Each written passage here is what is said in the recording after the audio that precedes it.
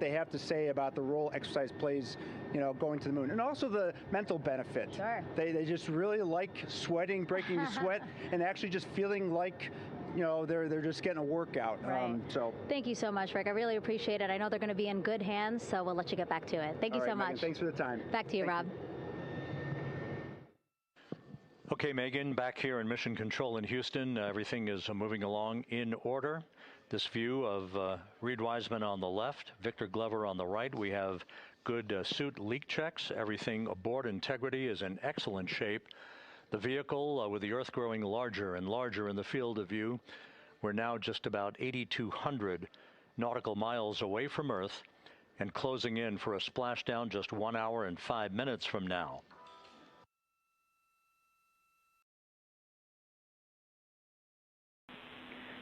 Integrity, just under a minute till your GPS maneuver initiates, and both GPS units look eager to acquire.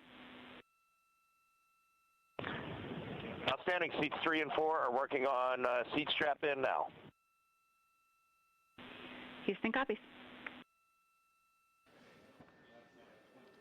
Once again, as we start to close in on some of the major milestones, the first one coming up in just 31 minutes. And Integrity, just confirming the LCG gas trap was able to be closed out. Affirmative. Copy. Crew module, service module separation scheduled just 31 minutes from now. The key point of interest, of course, will be the performance of Integrity's heat shield during its high-speed entry back into Earth and the peak heating that is expected around the spacecraft of some 4,000 to 5,000 degrees Fahrenheit. On Artemis I, as I think most folks know by now, we flew a trajectory known as a skip entry, in which we performed an initial dip into the atmosphere to bleed off some energy. Then we skipped out of the atmosphere and dipped back into the atmosphere before splashing down in the Pacific. But after the mission was over with, we noticed unexpected liberation of some of the charring effects on the heat shield known as AVCOAT. Before the flight, we had an opportunity to sit down and talk with Entry Flight Director Rick Henfling to get a perspective on what this all means and how the mission was redesigned to try to protect Integrity's heat shield to a higher extent. Let's take a look at that interview. Returning from the moon is a lot different than deorbiting from low Earth orbit. When we return from the moon, we expect to achieve velocities upwards of 36,000 feet per second. And in order to slow down to a nice, graceful splashdown in the Pacific Ocean, the flight crew is going to experience between 3 and 4 times the force of Earth's gravity. On Artemis I, pressure buildup inside the char layer of the heat shield resulted in the char losses we saw.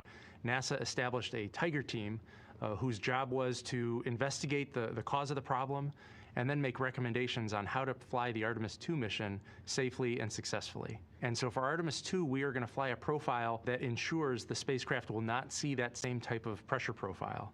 And so the char losses seen on Artemis II will not be like the ones that we saw on Artemis I. Rick Henfling indicated that the orientation of the spacecraft and the shortening of the distance of transit to the splashdown zone from the point of entry interface when we reach the top of the Earth's atmosphere, which will be coming up at 6:53 and 30 seconds p.m. Central Time, should do the trick in minimizing the deleterious forces against that heat shield that were noticed on the Artemis I mission. We think we see a beautiful sunrise over the west coast of Australia.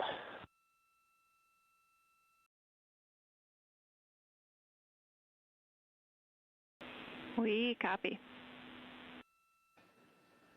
Commander Reed Wiseman reveling in his final hour in space on this mission as Integrity is passing over the southwest coast of Australia now at an altitude of some 7,600 nautical miles.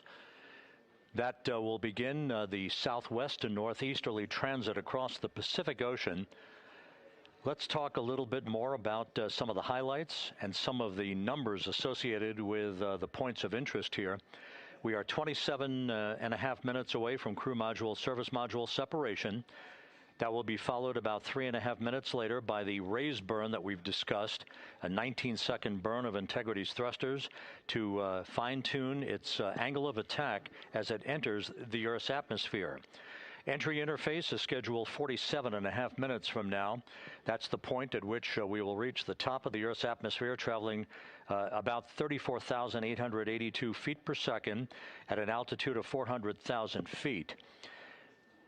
Just 24 seconds after entry interface, we will begin a blackout period of 6 minutes in duration at 6:53 and 54 seconds p.m. Central Time. Now, right about 10 seconds after the blackout period begins, we are expected to reach peak speed, which would be 24,661 miles an hour. That'll be about 103 miles an hour short of the velocity record set by the Apollo 10 astronauts, Tom Stafford, Gene Cernan, and John Young, when they returned from the moon on the Apollo 10 mission in 1969. That blackout period is expected to last 6 minutes in duration. At 6:54 and 52 seconds p.m. Central Time, we'll reach our peak heating period of about 4,000 to 5,000 degrees while we're in a communications blackout from Integrity and its astronauts. That blackout should end at 6:59 and 55 seconds p.m. Central Time, at which point we expect to regain communications with the crew. Capcom Jackie Mahaffey here in the flight control room will be talking to the crew, calling them, and we'll await a response from the crew as they come out of that blackout period. And at that point, their altitude will be just 157,000 feet above the Earth, traveling at 13,000 feet per second with a range to splashdown of just 147 nautical miles. From that point on, the next key series of events will be the deployment of a series of parachutes that we discussed before. First, the forward bay cover chute deploy that will pull the forward bay cover away from the top of Integrity, followed by drogue chute deploy, and then the main chute deploy that's expected at 7:04 and 44 seconds p.m. Central Time. That will begin the gentle descent of Integrity towards its splashdown at just a velocity of just 19 miles an hour, and that will begin the recovery operations that you just heard Megan Cruz discuss with her folks on the USS John Murtha. All of Integrity's systems in great shape. The crew is suited up. Leak checks complete as we stand by for the next major milestone, which will be the crew module service module separation just 24.5 minutes from now.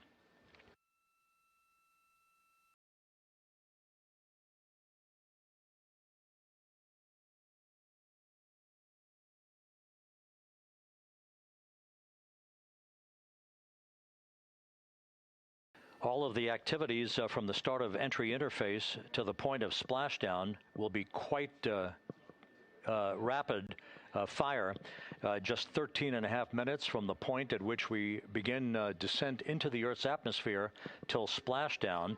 And just to show you, as Rick Shearing, the flight surgeon, alluded to in his interview with Megan Cruz, all of this happens to decelerate the vehicle from traveling around Mach 33 to just 19 miles an hour at splashdown. All of that happening in just 13.5 minutes.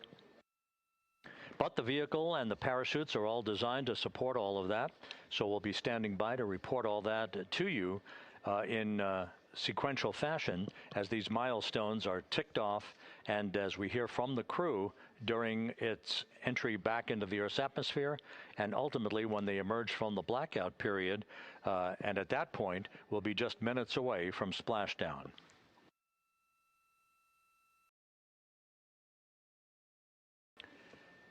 So with all of those preparations ongoing, we can return here briefly for another report from the USS John P. Murtha and Megan Cruz. Megan?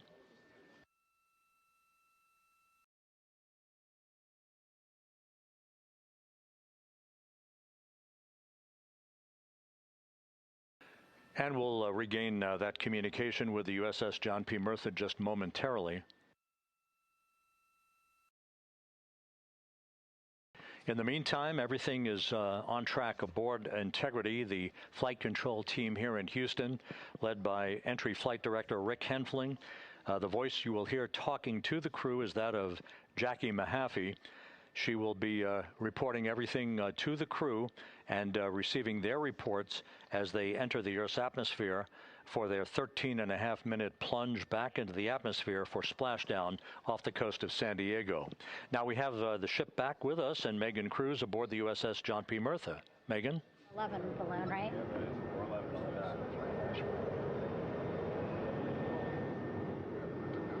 Hey, Rob, yeah, the excitement is really building here on the ship. I'm watching right now one of the weather balloons being lofted up from the ship. Again, weather balloons, very important for us to make sure that we are tracking the right kind of weather and also the data that's needed for what's called our Sasquatch team. Again, it's a team out of NASA that basically makes sure that the debris that comes off of Orion, again, some of those pieces of the parachute system, make sure that they don't fall on us here in the sea, and also our aerial assets, our folks in helicopters. So watching that float away right now. But with me right now is Captain Eric Kenny. He's the commanding officer of the John P. Murtha naval ship. Thank you so much for being here. There are so many moving parts that you have to keep an eye on. That's absolutely right, yeah. But first of all, on behalf of the crew of USS John P. Murtha, Megan, thanks for having me on today. Happy to tell you what we're doing and excited to get the interview started. Yeah, absolutely. Why don't we actually take a look at the flight deck here? We'll start there. Basically, we also, while watching this weather balloon float away, we noticed all 4 helicopters leave the flight deck. We now have an empty flight deck. We had 2 imagery helos as well as the 2 crew helicopters that will go recover the crew. This is just one of the many things that, again, our ship of 550 people, it's something that you oversee as commanding officer. Yeah, absolutely. Every commanding officer, I would say really every naval service member, our priority is always safety. And as the commanding officer, I take that as one of my primary roles here on board. Mission accomplishment is important, safety always. So my day really has, I would say my message to the crew has sort of changed over the past 24 hours. As we're leading up to today, we've been building up the excitement and motivating the team for the training that we've executed. But really over the past 24 hours, now I'm trying to get us to slow down a little bit. Trust our training, right? Don't believe all the hype. Don't believe everything that's going on. Just let's trust what we've done to get to this point. And if we do that, we'll be successful today. Mm-hmm. And also part of the big success is obviously the coordination between NASA and the U.S. military. How does it feel being able to support the human space program we have? Yeah, I mean, since 1959 with Mercury, Gemini, Apollo, the history between NASA and the Navy has been in lockstep. But like any other skill, if you don't practice it regularly, that skill atrophies. So we've had a few decades off from that. But, over the past 4 or 5 years, really with this ship over the past year, we've constantly trained and working for this moment right here. Building up the hype, but to get to this point today, to be able to trust in all the training we've done. We've worked with, working with NASA, the Air Force, the medical team, dive team. You want to talk about high-performance organizations coming together, working in unison? We are seeing that here on board the USS John P. Murtha, and I can't be more proud of all the work everyone's doing. Yeah, you had some great words this morning saying just that, again, that it's really nice to see everybody working together and so excited. I mean, you just became the commanding officer of this ship back in February. How does it personally feel for you to be a part of this historic moment today? Yeah, I mean, first and foremost, I'd say any opportunity to command any warship in the United States Navy is a tremendous honor, is a pinnacle of any naval officer's career. That being said, as my change of command was approaching, and I realized that Artemis was going to be in the window here, to say that I'm humbled and honored to be here is an understatement. What really just excites me is the opportunity to see this crew, who has been training so hard over the past year plus, come together. It is what inspires me. Listening to NASA and the ownership and pride they take, they make my crew better. I think we're making NASA better together.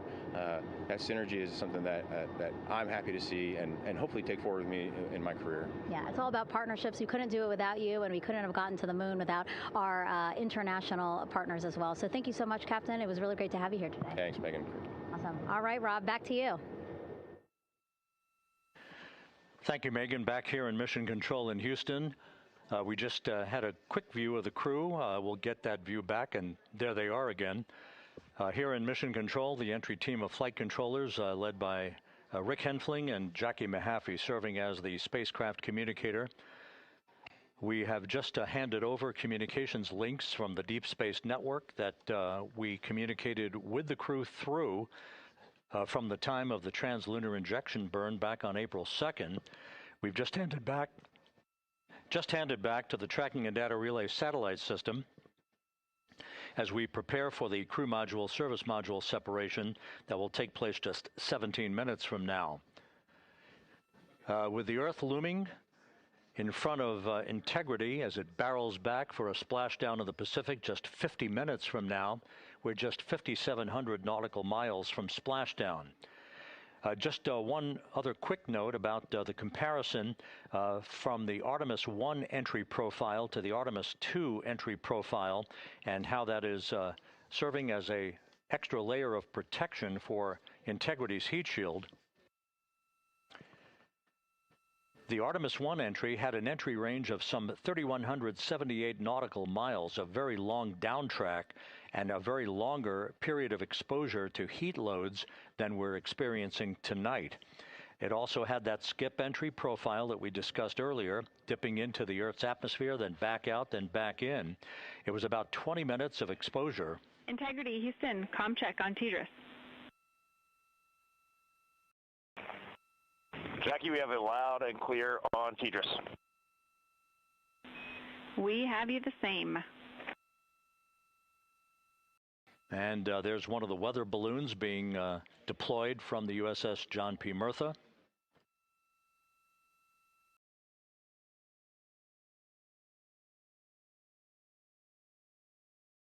So the Artemis I entry had the vehicle. The update on GPS, we haven't seen it track in yet.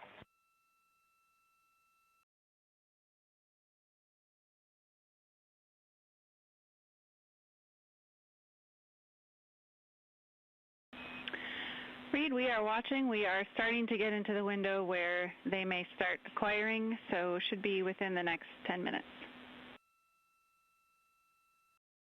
Okay, sounds good. We're holding at step 17 and getting ready for CM-RCS hot fire.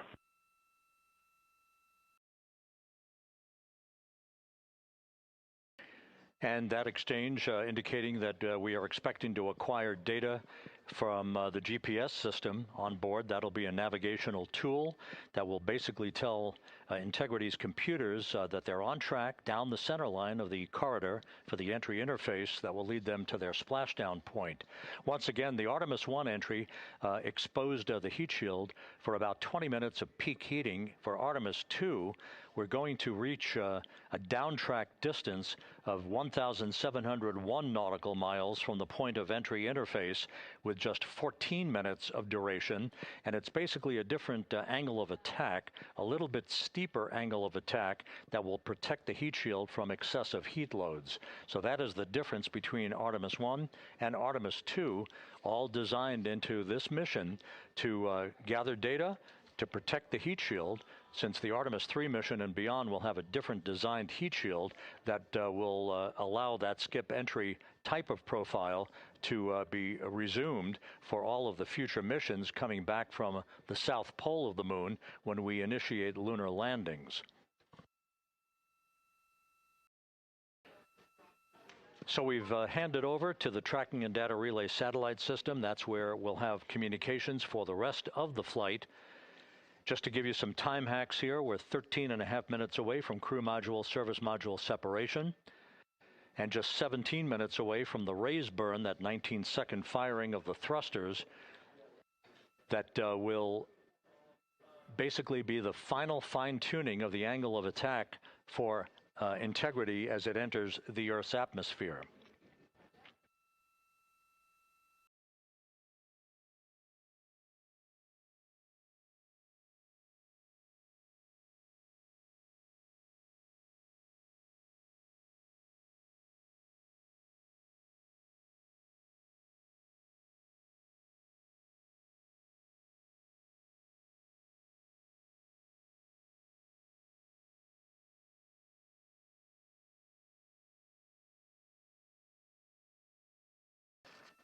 And once again, a dueling box view of some of the assets that are involved in recovery operations today. The Integrity, cabin configured, all crew suited and seated. Houston, copies. that confirmation from Reed Wiseman aboard Integrity as you see the assets being deployed to the splashdown zone. At the time of splashdown, we expect the John P. Murtha to be about 5 miles away from Integrity, keeping a safe distance until we are sure that the vehicle is in the water and upright, and that it is in a good configuration system-wide for the recovery teams to begin to approach the vehicle to erect that inflatable raft. 2 minutes to CM RCS warm-up hot fire. We're ready. That call from spacecraft communicator Jackie Mahaffey indicating that we're 2 minutes away from a quick burst of the reaction control system. Thrusters, that will be a hot fire test prior to the separation of the crew module from the service module.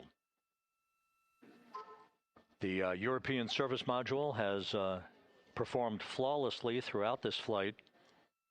Everything, all the burns that had been prescribed for that service module have been executed on time and without a problem. There is the European flight control room that has overseen the manufacturing, the design of the European service module. They deserve quite a bit of credit on this mission for not only propelling the Integrity and its astronauts toward the moon, but also conducting the fine-tuning of its trajectory to bring it to this point where we are dead spot on down the middle of the corridor trajectory-wise to bring Integrity down for its splashdown in the Pacific just 44 minutes from now.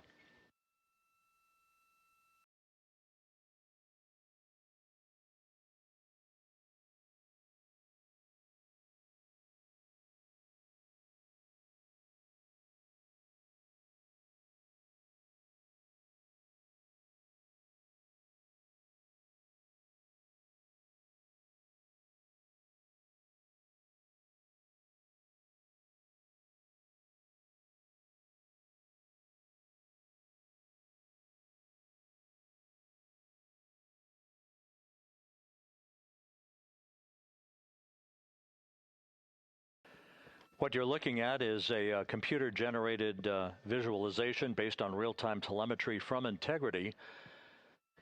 Currently traveling about 16,000 miles an hour.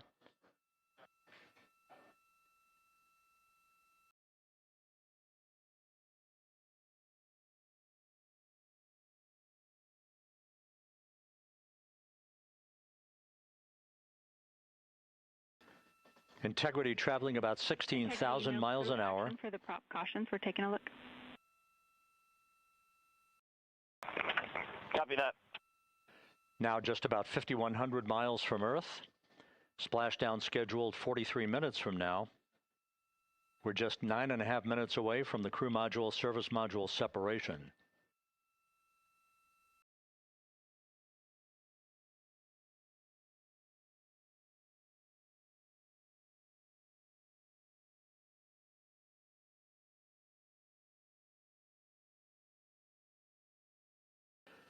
We are confirming.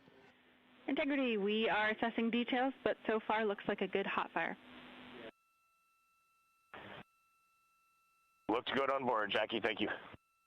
And Jackie Mahaffey took the words out of my mouth. I was just about to say that we had a good hot fire test of the thrusters in advance of the crew module service module separation that's coming up just 8.5 minutes from now.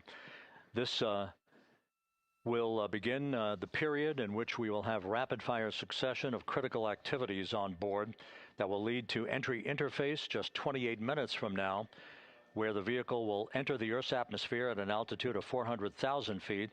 The time of entry interface, 6:53 and 30 seconds p.m. Central Time.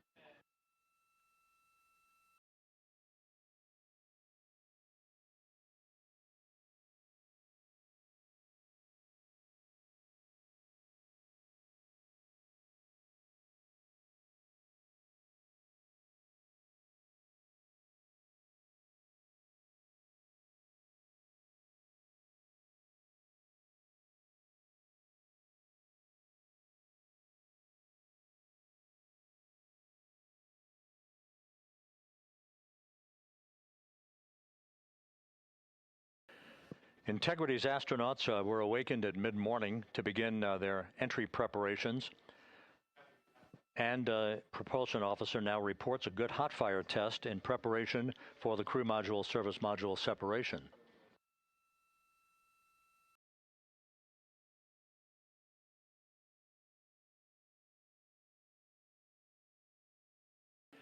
We're now inside 41 minutes until splashdown. Integrity Houston, we have confirmed a good CMRCS hot fire. And although we are not seeing GPS acquired yet, you can skip the troubleshooting steps in 157 for now. Integrity copies.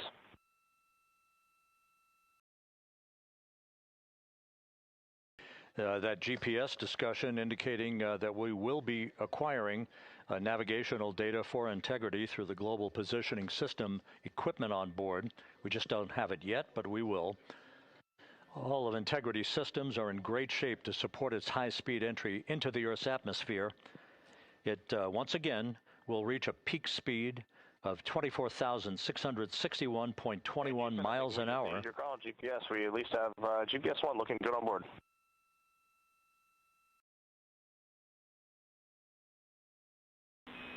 We're confirming.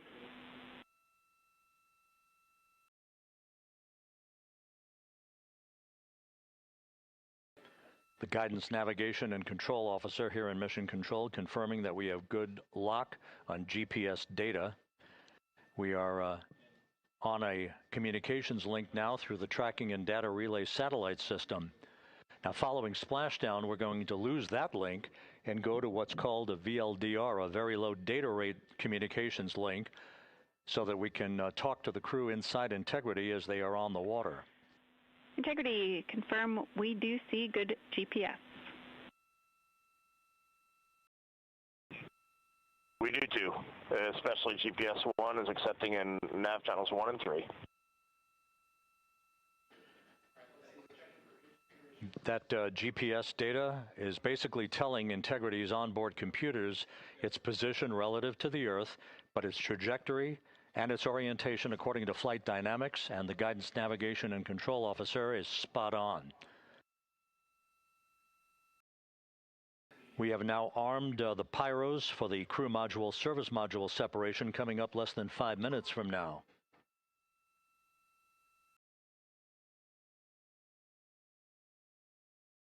Once again,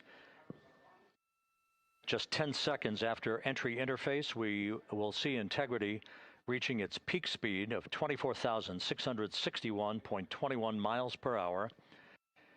That will be just seconds before we begin a 6-minute blackout period. Integrity Houston, your vehicle is in a good config for CM-SM SEP and go for CM raise. Houston, we see the same on board and copy go for CM raise.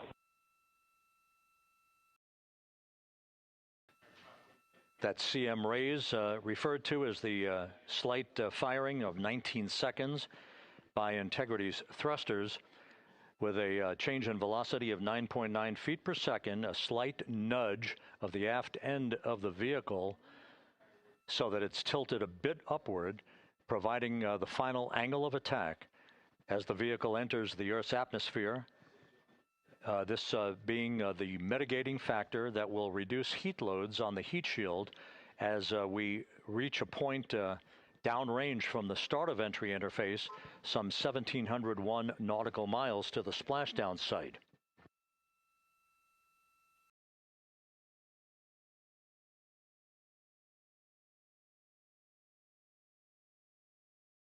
Integrity systems in excellent shape.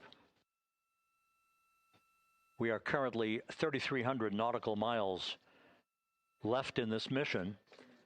Splashdown scheduled 36 minutes, 39 seconds from now.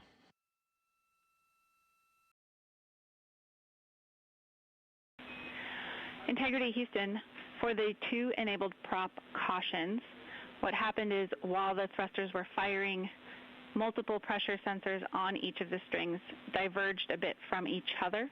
Those limits look to be set pretty tight. We think it could happen again when the thrusters fire in the future, so we are going to suppress those messages. We concur with suppress, not inhibit. Thank you. That exchange between Jackie Mahaffey, our Capcom for tonight, and Reed Wiseman aboard Integrity, indicating basically to ignore sensor data. All of Integrity's systems are in good shape.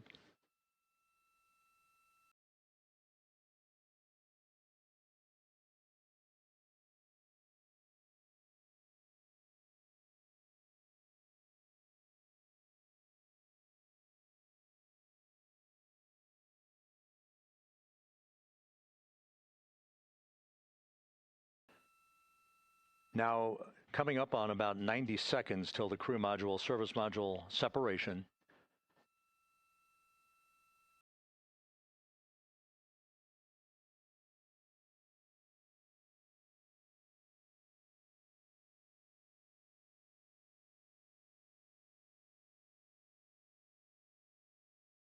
All quiet here in Mission Control as we enter the most critical phase of the completion of this flight.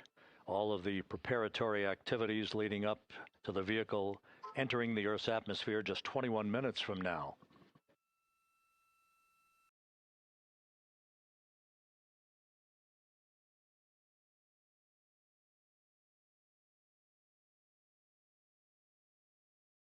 Coming up on 1 minute.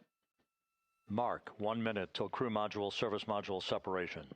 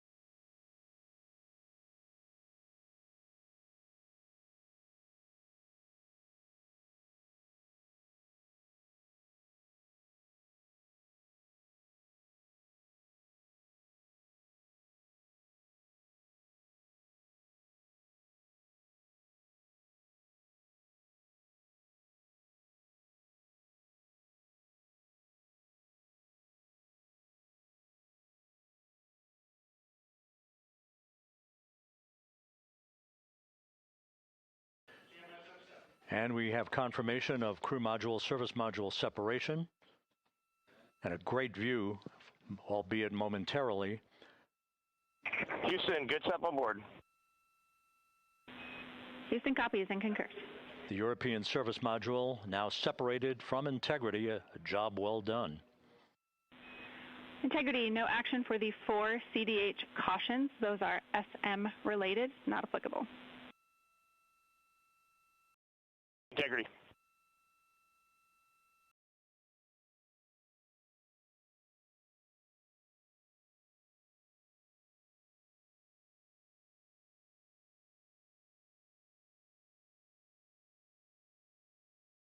So, with Integrity now flying free on its own for the remaining 32 minutes of this mission.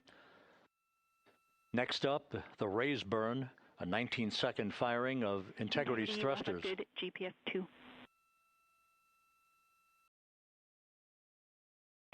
Integrity copies, good GPS 2. Coming up on the 2-minute mark until the raise burn. Again, this is the final tweaking of the orientation of Integrity to put it in the right angle, if you will, the angle of attack that it will fly in during its entrance into the Earth's atmosphere. Entry interface now just 18 minutes, 25 seconds away. This is a visualization, but driven by real-time telemetry. This is the maneuvering of Integrity to the raise burn orientation. Just 2,800 miles from Earth.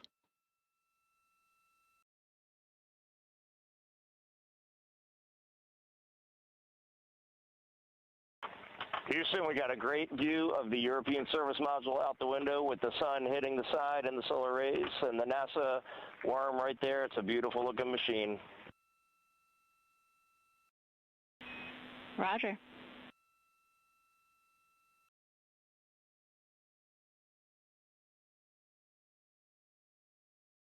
And we have completed the maneuver to the raise burn orientation, 1 minute away from the raise burn.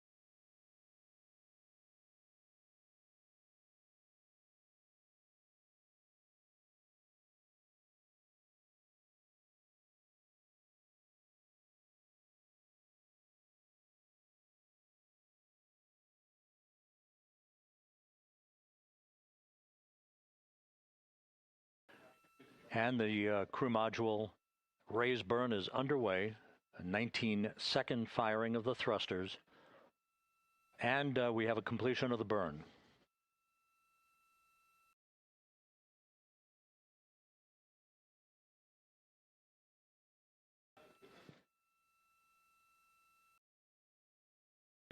Integrity, good. CM raise burn. Your flight path angle is within limits.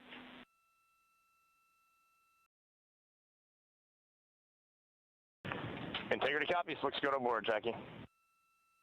So the final maneuver is now complete. Our trajectory for a splashdown in the Pacific 29 minutes from now is set and will not be amended any further.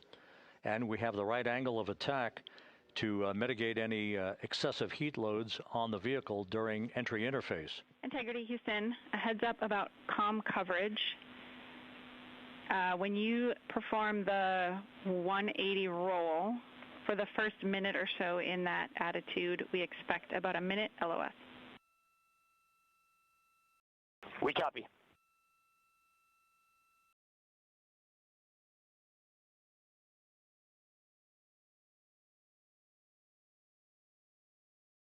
So for those who are watching the series of events coming up, we will enter the first traces of Earth's atmosphere 14 minutes, 45 seconds from now. 6:53 and 30 seconds is what is pegged for entry interface at an altitude of 400,000 feet, traveling at approximately 34,800 feet per second, range to touchdown or splashdown 1,701 nautical miles.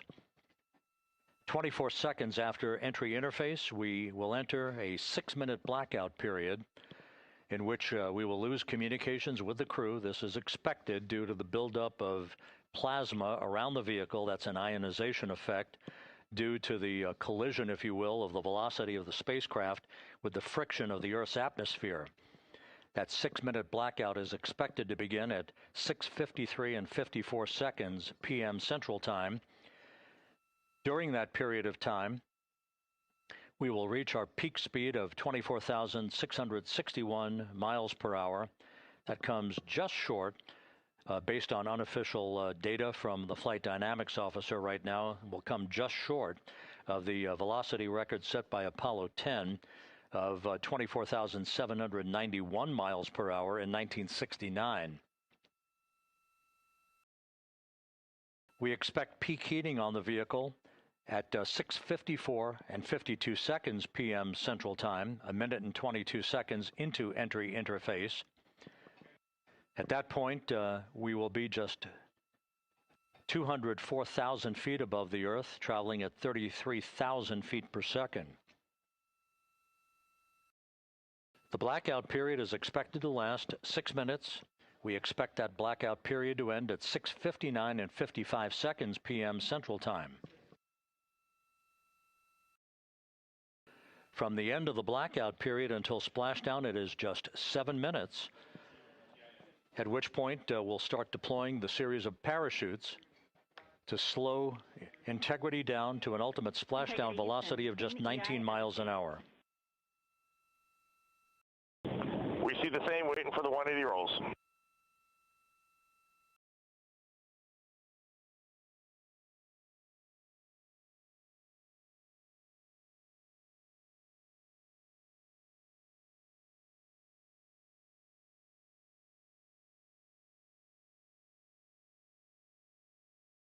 The parachute deployment sequence, once again, will come in several segments, but in rapid fire succession. And we have a great view of the moon out window too. Looks a little smaller than yesterday. Guess we'll have to go back.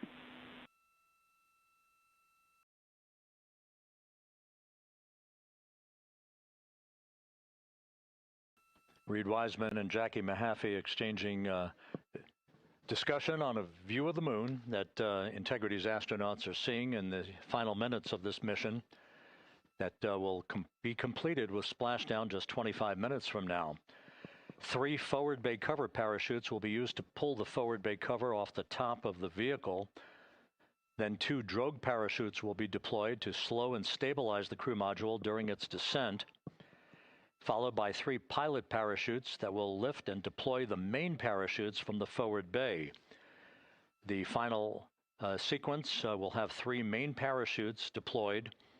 These will be 116 feet in diameter, each main parachute approximately 265 feet long when reefed.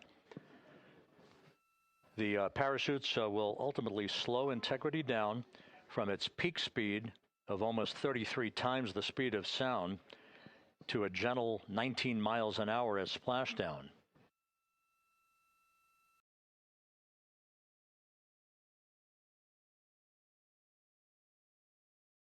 The vehicle is now currently in a roll to the proper attitude for entry interface.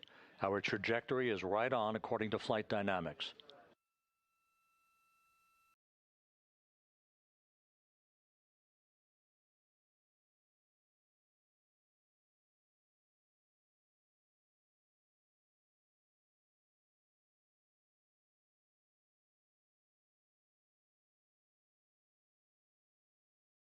Integrity is on a trajectory from southwest and northeast across the Pacific Ocean, descending at a rate of 15,000 feet per second.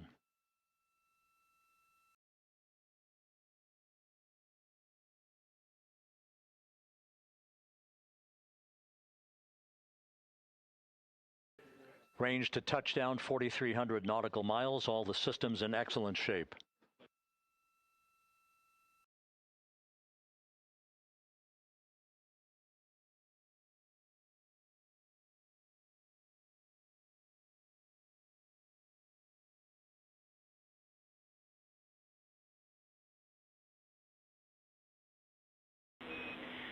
Integrity, Orion in the EI roll 180 attitude.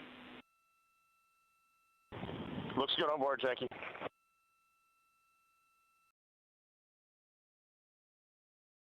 This view out of one of Integrity's windows. We had a call for 3 good barrows. Those are barometric pressure sensors that feed altitude and rate of descent information to Integrity's computers that will trigger the parachute deployment sequence. We are less than 9 minutes away from entry interface, 22 minutes from splashdown.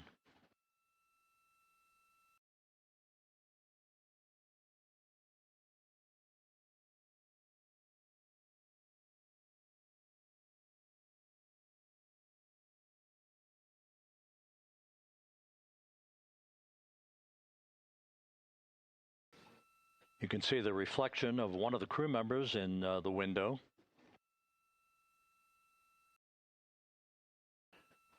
Out in the Pacific, the weather conditions remain go. Just a few clouds, some scattered clouds, winds at 10 knots, wave heights just about 4 feet. A gentle day in the Pacific for the homecoming of Integrity's astronauts.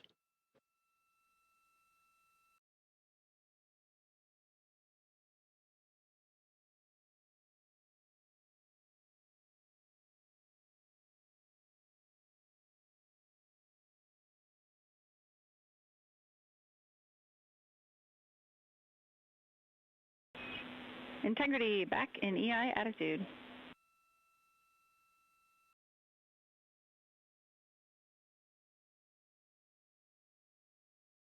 We see the same on board, Jackie.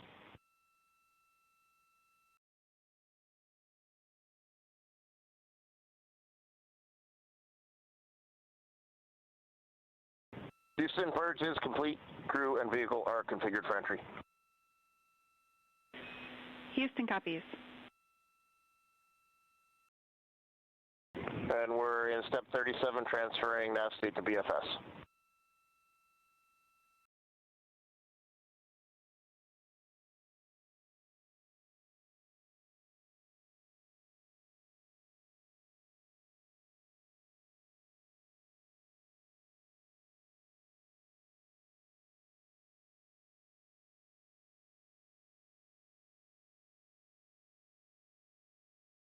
And Houston, in instruction 509, we are not below 0.2.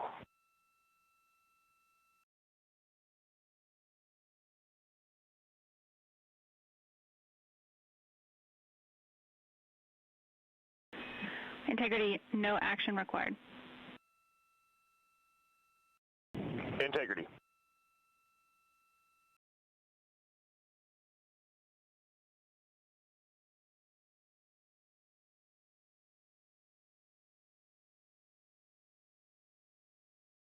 Now 6 minutes away from entry interface.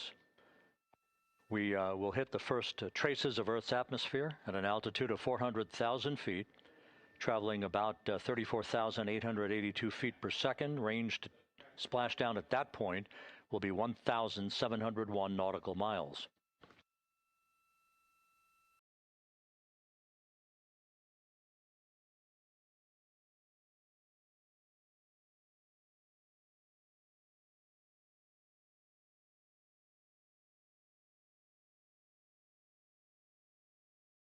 And once again, just a reminder, some 24 seconds after entry interface, we do expect to lose communications with the vehicle and the crew during a 6-minute blackout period when a plasma shield will build up around the spacecraft due to the ionization, due to heating effects. And Flight Dynamics has just confirmed we will have a blackout period of exactly 6 minutes in duration. And once again, that's due to the fact that a plasma buildup around the vehicle will prevent communications and data, so we will not be able to talk to the crew members at that time, nor will we receive data here in the flight control room. Houston, everything is looking good on board. Just confirm no pre-EI downloads. Houston concurs.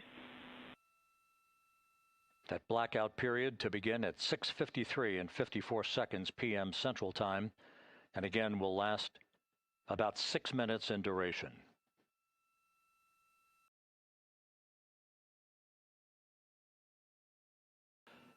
We're 4 minutes away from entry interface.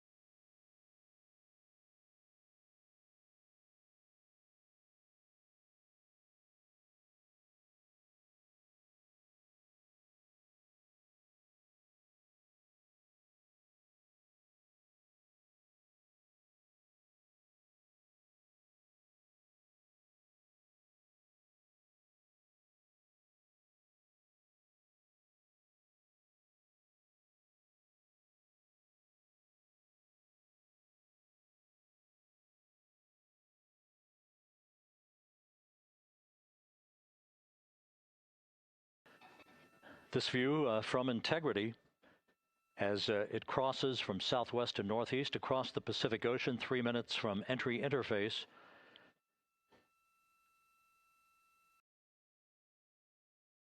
"16.5 minutes till splashdown."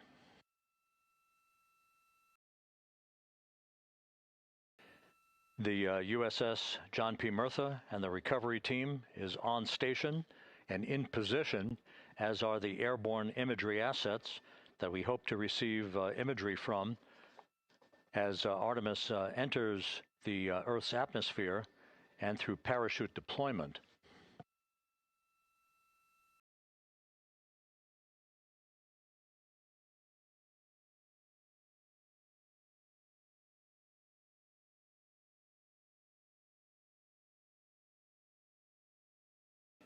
All of Integrity's systems are in great shape. The crew is ready to complete its mission just 15.5 minutes from now. All of the activities today have gone off in perfect fashion. No issues with the vehicle, no issues with the crew. And the weather at the splashdown site is go.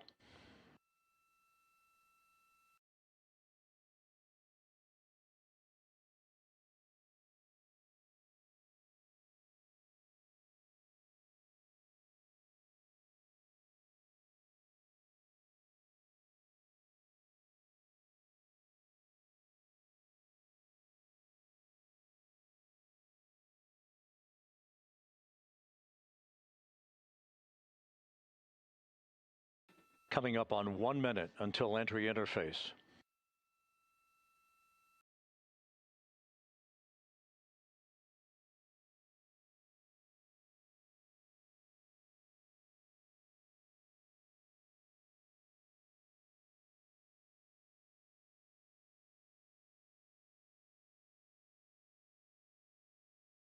Mark 1 minute until entry interface. 1 minute, 20 seconds until the expected start of our 6-minute blackout. Integrity, 1 minute to a 6-minute blackout. Integrity.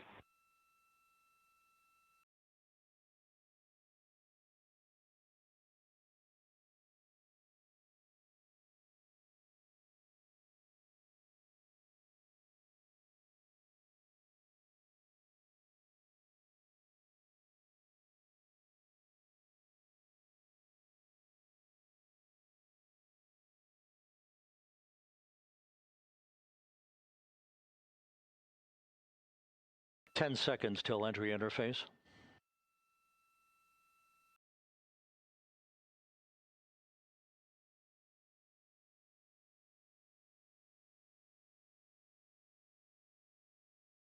And we have crossed the threshold, now entering the Earth's atmosphere. We're at 400,000 feet, traveling 34,800 feet per second.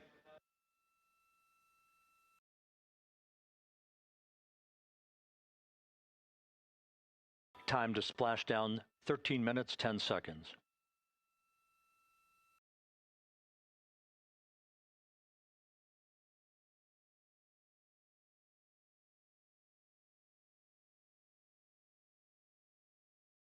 And as predicted, we've entered our communications blackout.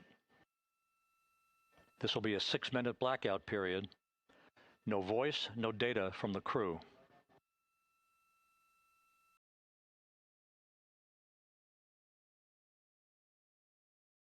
We're 30 seconds away from the anticipated point of peak heating on the vehicle, where temperatures will rise to about 4,000 to 5,000 degrees Fahrenheit. This is the true test of our trajectory.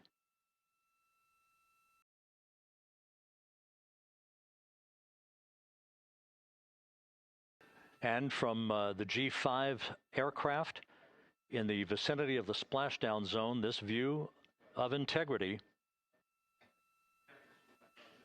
So that pinpoint of light shows the vehicle as it enters the period of peak heating in the Earth's atmosphere, the first tug of gravity being felt by Integrity's astronauts since their launch back on April 1st.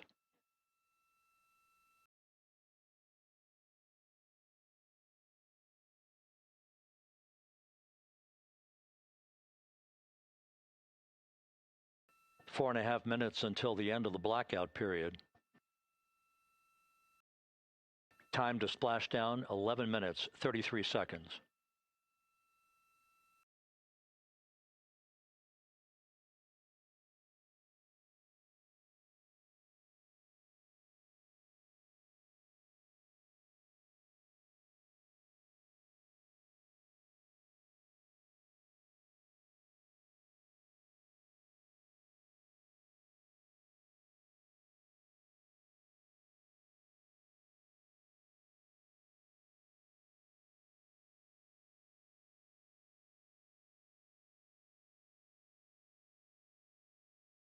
The landing and support officer reports that the P-3 has acquisition on Integrity.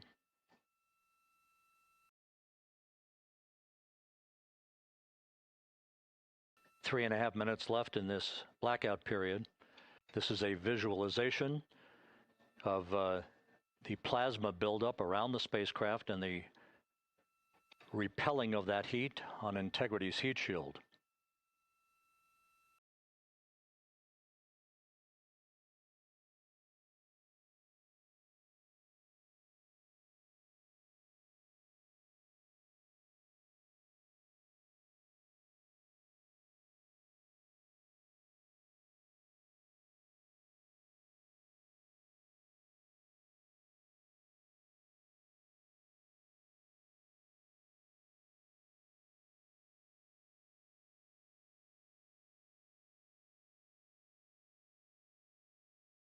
Flight Dynamics reports that airborne assets in the vicinity of the splashdown zone do have a visual on Integrity.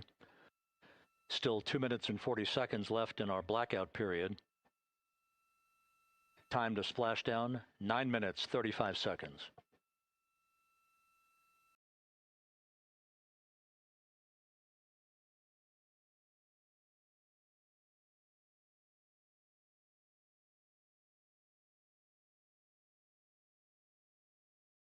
Multiple airborne assets as part of the recovery team all have visuals on Integrity.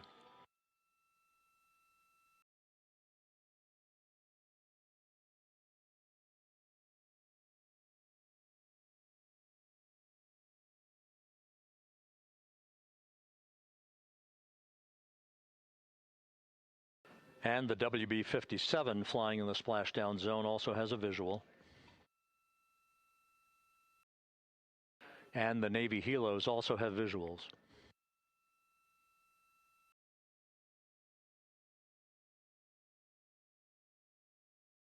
We're still in the blackout period. Still do not have communications from the crew.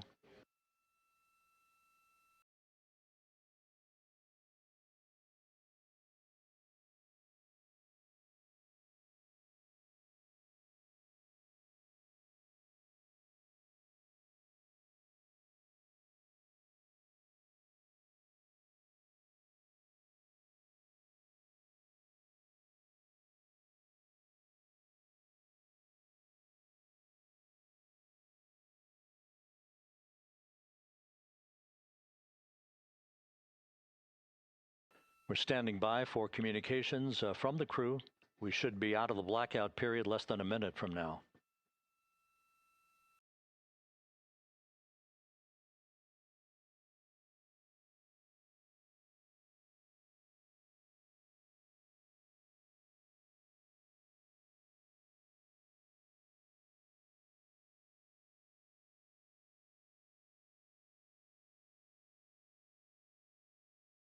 We are now processing data from Integrity.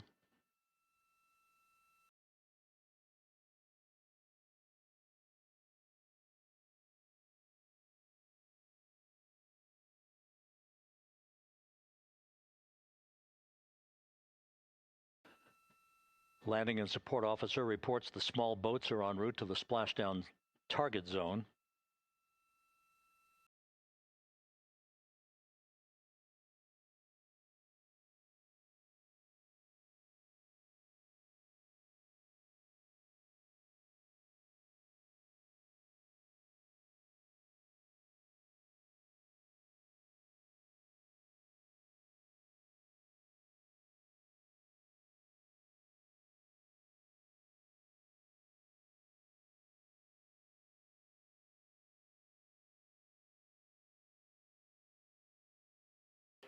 Passing through 150,000 feet, our trajectory is perfect.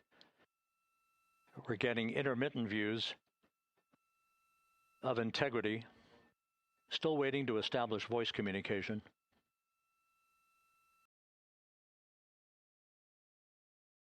Integrity, Houston, comm check, post-blackout. Houston, Integrity, we have you loud and clear. Your trajectory is nominal, and your recovery teams have visual. Guidance looks good. No action for the enabled internal camera controller fail. Big cheers from the viewing room here in Mission Control as voice communication reestablished with Commander Reed Wiseman. For America and a waiting world, Integrity is 5.5 minutes away from coming home.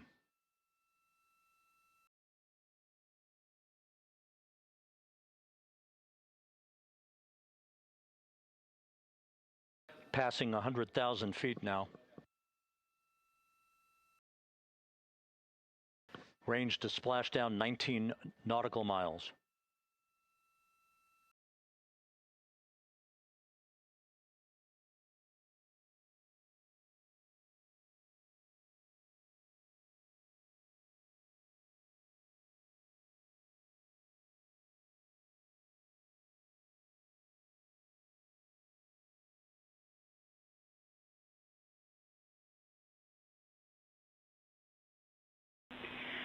Integrity, impact to the camera controller fail is no cab 1 views of the chutes.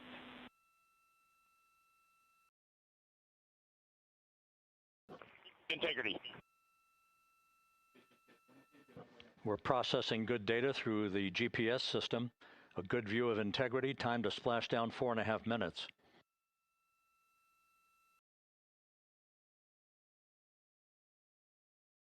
And a view of Integrity from the WB-57. We're at 50,000 feet.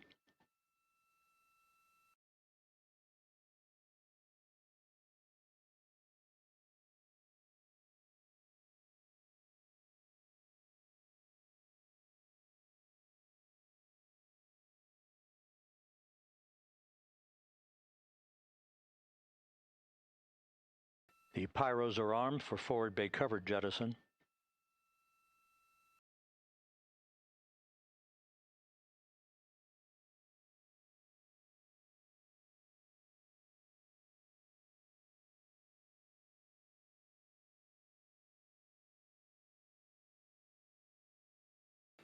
And there go the first series of parachutes. And we're on drogues. And Houston, we're visual 2 drogues out the window. 2 good drogue chutes. Next up. We copy, we see them. Next up, the deployment of pilot parachutes that will pull the main chutes out. Time to splash down 3 minutes and 10 seconds.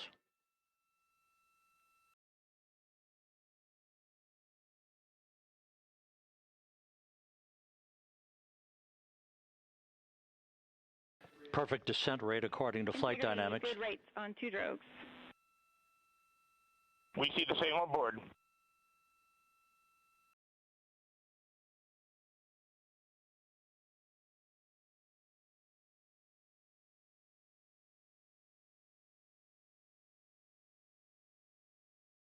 Passing through 10,000 feet.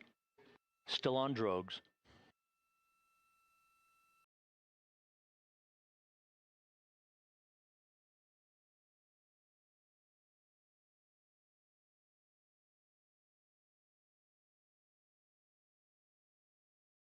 Main chute deploy. We're at 5,000 feet.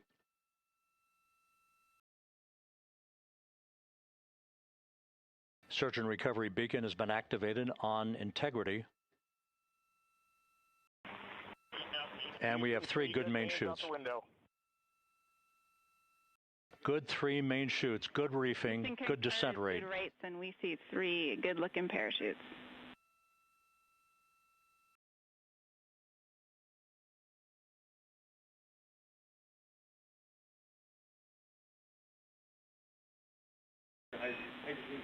Integrity, cabin pressure indicates no need for hydrazine checks. Integrity copies. This is a perfect descent for Integrity. Its crew sounding hale and hearty on board. Time to splash down 1 minute, 15 seconds.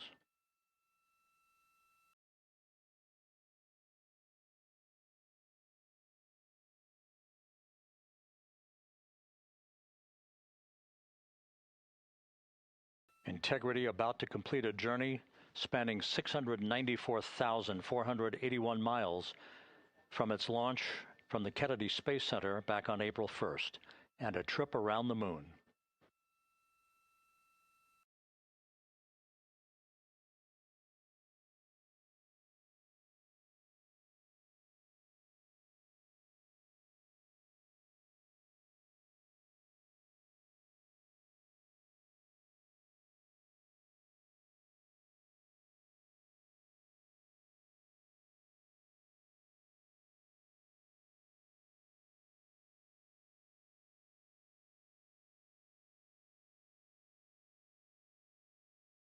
passing through 1,000 feet.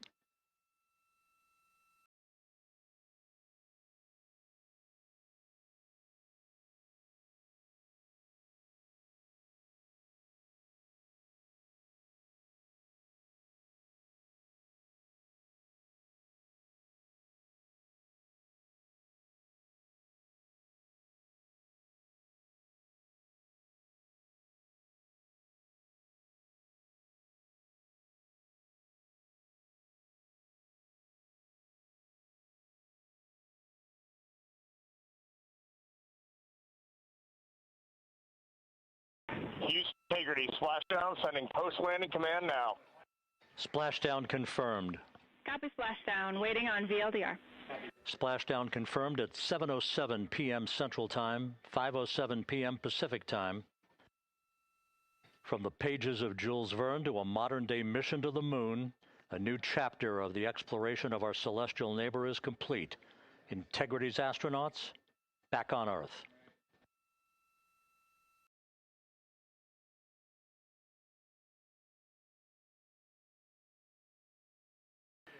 And the landing and support officer reports the vehicle is stable 1. We still will be deploying the crew module uprighting system to maintain that orientation. A perfect bullseye splashdown for Integrity and its 4 astronauts.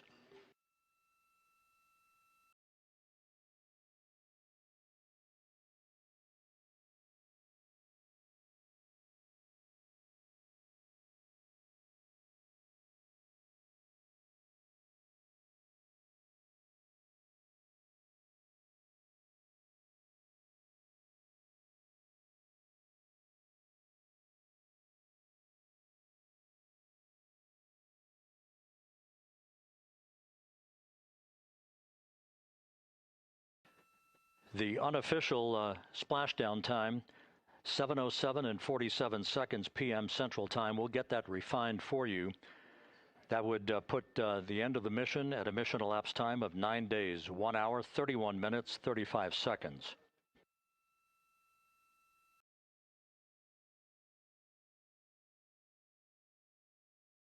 And we're configuring for very low data rate.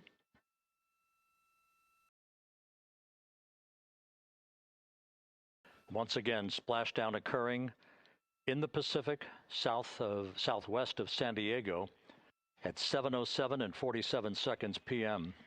Integrity Houston, comm check on VLDR.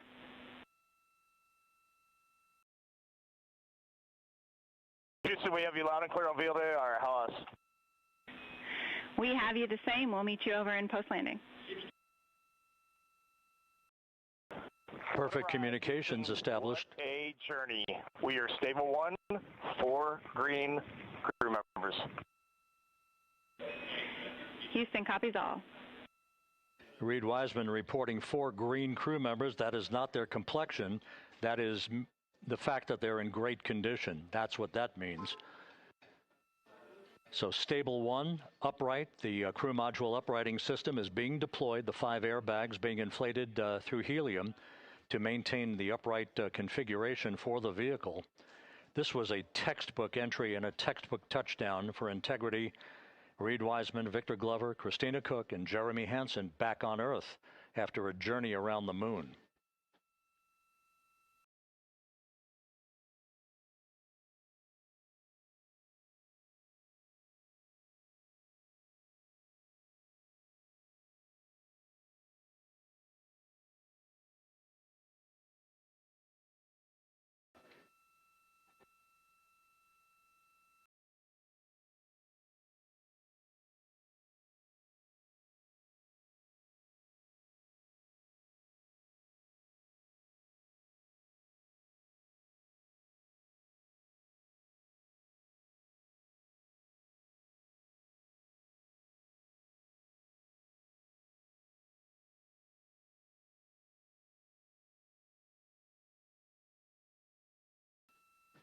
We continue to monitor the functioning of the CMOOS system. The airbags are being inflated to maintain a stable 1 or upright configuration. And there's a good view from one of the naval helicopters hovering overhead. Reed Wiseman reporting 4 green crew members, meaning they're all in excellent shape.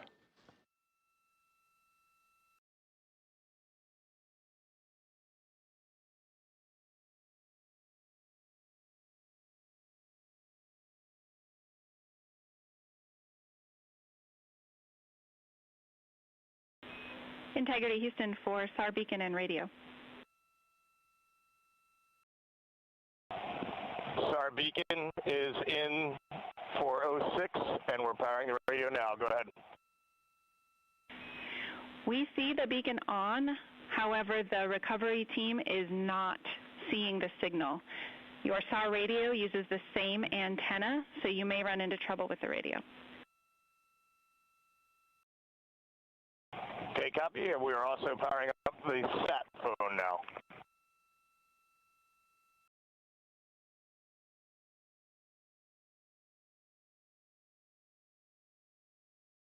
So Integrity is in great shape, and as the crew continues its post-splashdown timelined activities on board, Reed Wiseman once again reporting that all 4 crew members are in excellent shape.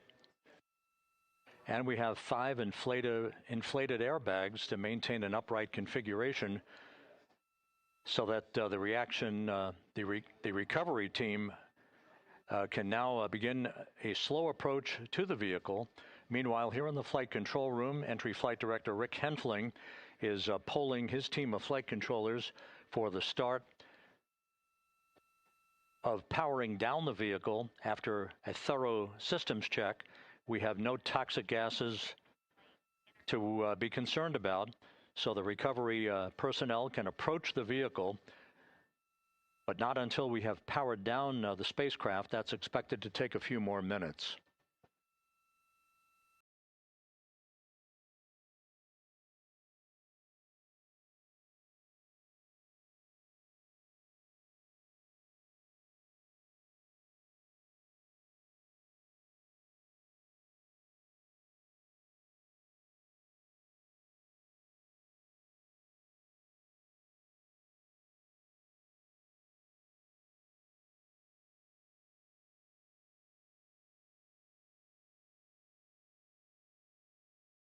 Integrity back on Earth following its historic flyby of the moon.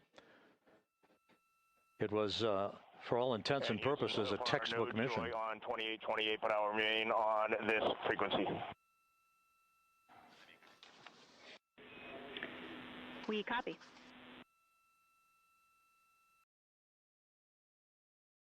Reed Wiseman indicating some trouble with the SARSAT phone on board.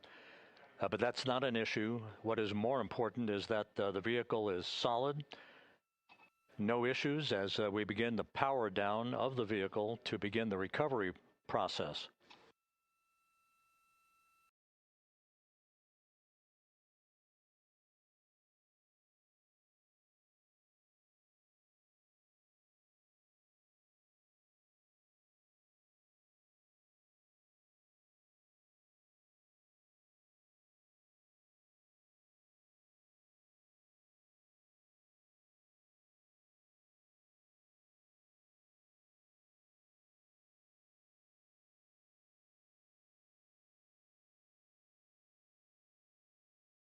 The propulsion officer here in Mission Control reports that we have safed the prop system on Integrity.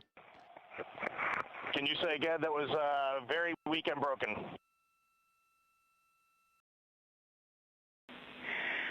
Integrity Houston did not call.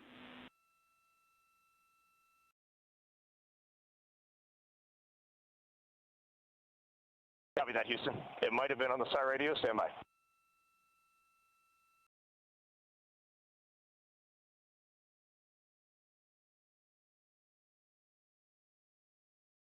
All of the milestones were executed in perfect fashion. Integrity entering the Earth's atmosphere right on time, reaching its peak speed shortly after a blackout period began. We emerged from the blackout period, but the recovery imagery airborne assets were able to pick up Integrity's descent almost immediately through entry interface, tracking the vehicle all the way down. And finally, you saw the sequence of chute deployments. First, the forward bay cover being pulled off the top of the vehicle by a series of 3 parachutes. Then the drogue chutes were deployed, followed by the 3 main chutes that slowed the splashdown velocity of Integrity to just 19 miles an hour.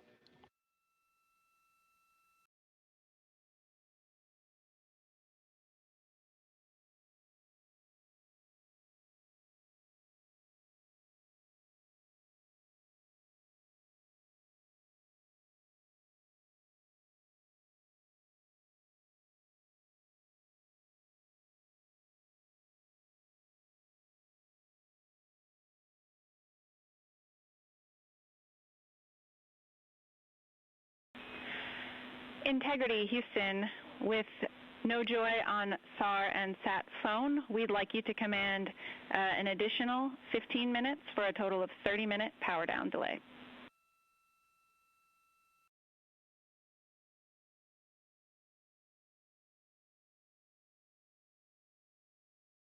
All right, Jackie, we have selected T/D+30. No joy on SAR radio or sat phone. And stand by, we have the master diver on SAR radio. Please hold comms. Hey, Lily. Excuse me. Hey, Jackie, we just got the master diver on SAR.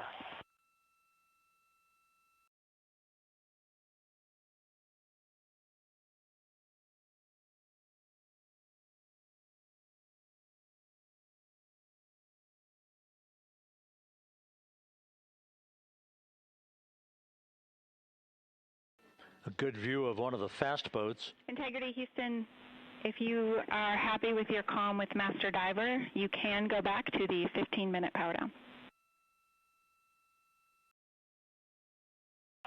Okay, stand by. Yeah, we'll confirm here in a second. The crew on board Integrity coordinating with the flight control team in Houston here in Mission Control on the timing of the power down of the vehicle, which will be the precursor to the recovery teams approaching the spacecraft. There are no issues with Integrity. We've had a bit of broken capability in establishing a SARSAT or satellite phone communications capability between the crew on board Integrity and the recovery team. That will get sorted out here shortly. There's plenty of cooling on board Integrity, so there's no rush to begin the power down. I tried to call you on the sat phone and not getting an answer there either. Concur. We haven't had anything come through.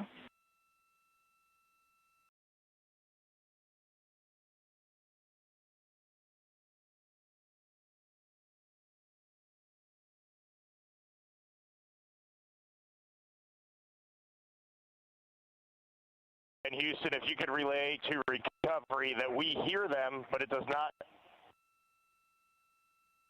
appear as though they are hearing us.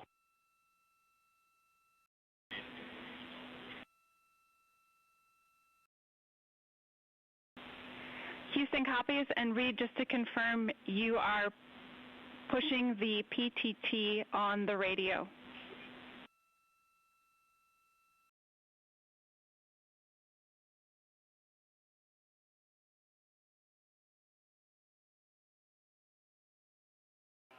So as we continue to sort out the communications between Integrity and the recovery teams, we are standing by for the initiation of the power down procedures that, as you see, the recovery teams are moving towards the side of the capsule. The next major event will be the erection of that large inflatable raft called the front porch. That will be the port of call for the crew as they're being extracted one by one from the vehicle.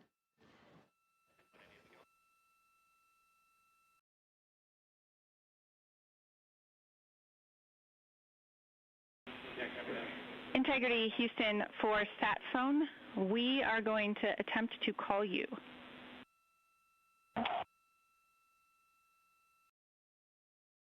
Good idea, standing by.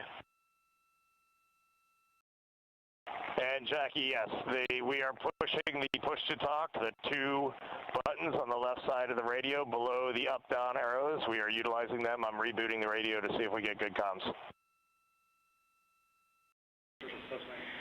Okay, we copy all, and just to confirm, you are seeing that you are touchdown plus 3030 for power, correct? That's affirmative.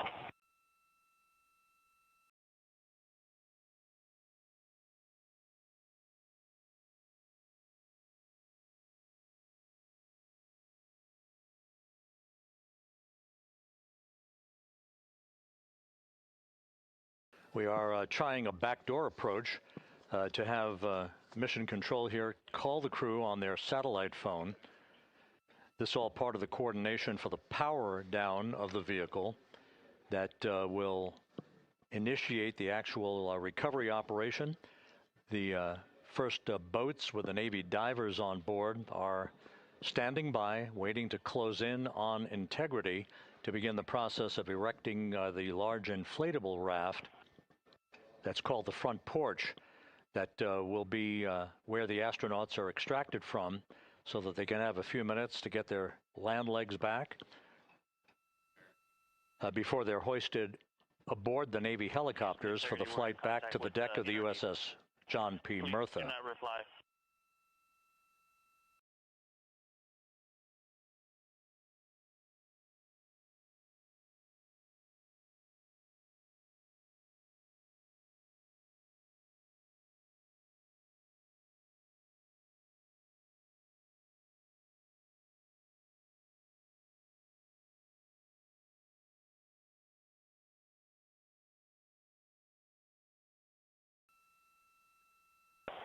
And Houston, please don't reply. NRD, very weak, but readable. Master Diver, we can hear, but they cannot hear us.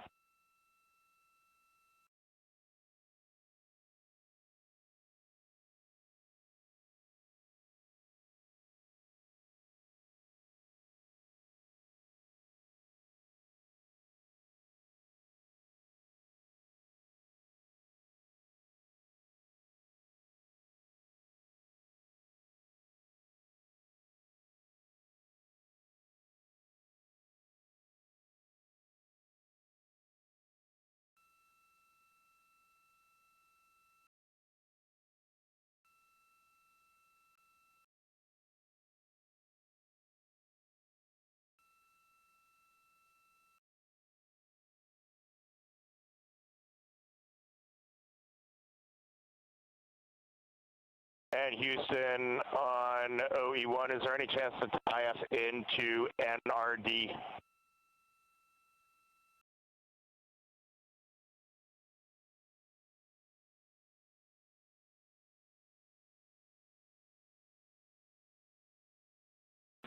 Checking.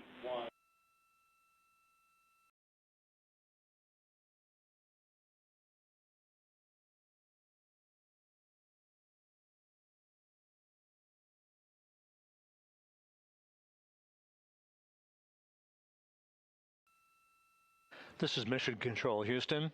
While we stand by for the establishment of communications between Integrity and the recovery team that is basically standing by very close to the spacecraft, we're going to go to the deck of the USS John P. Murtha, where Megan Cruz is standing by with Administrator Jared Isaacman.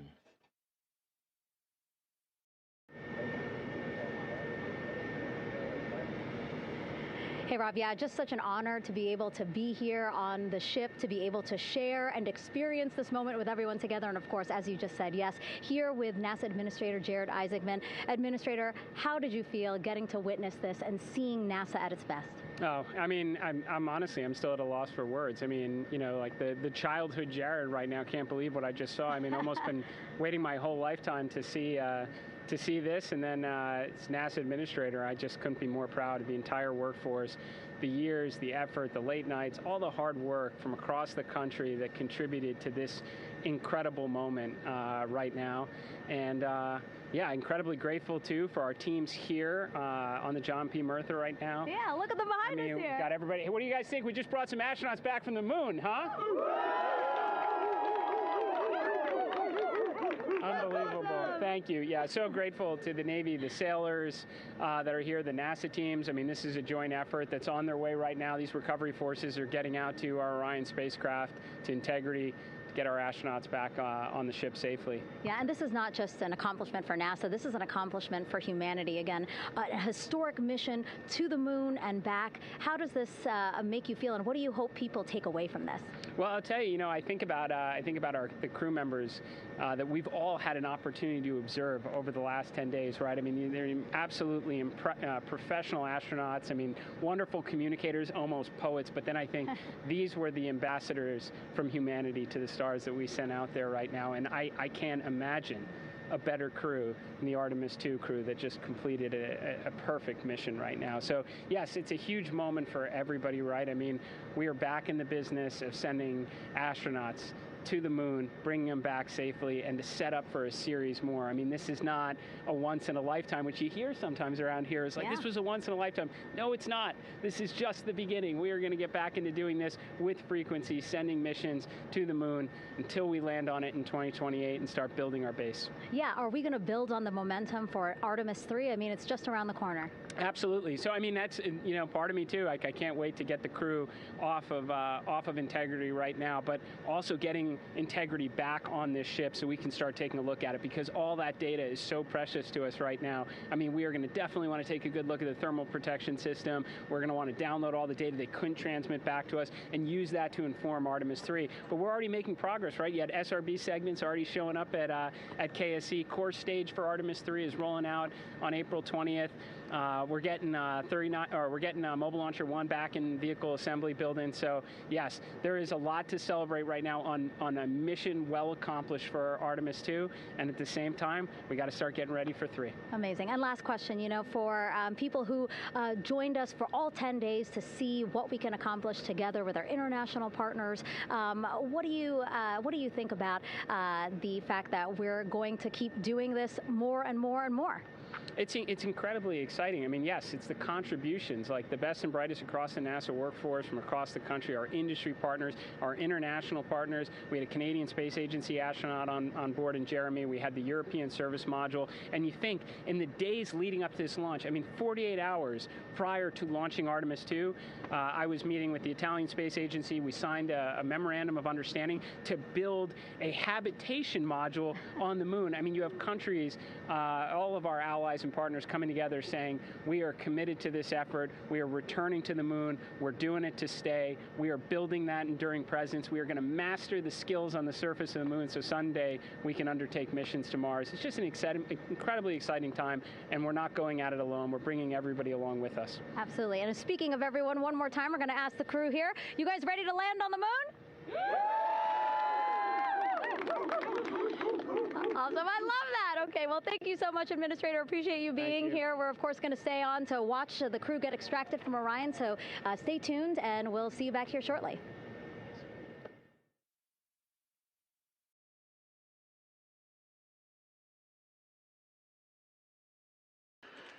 Thank you, Megan, and thank you, Administrator Isaacman. We are in the process of working to establish that communications link and to establish the procedures that will lead to the power down of the spacecraft, which is gently bobbing in the Pacific following a bullseye touchdown that occurred at 7:07 p.m. Central Time, 5:07 p.m. Pacific Time, 2.5 hours before sunset in the Pacific, southwest of San Diego. We have once again heard from the crew during that interview opportunity with the administrator, and we have 4 healthy crew members on board.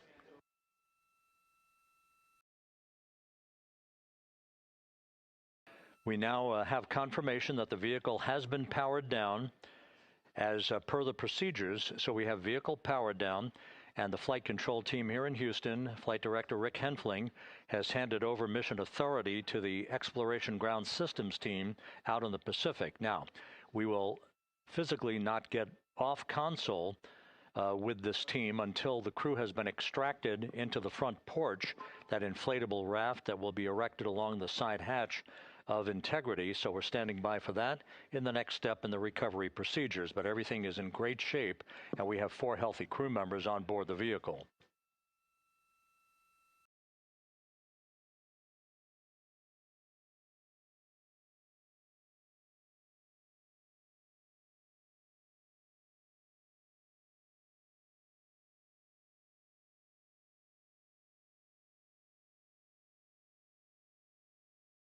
All of the entry events went by the book, no issues, perfect trajectory for integrity that was culminated with one final raise burn to improve the angle of attack for the vehicle as it entered the Earth's atmosphere. All of that flight dynamics computation worked like a charm.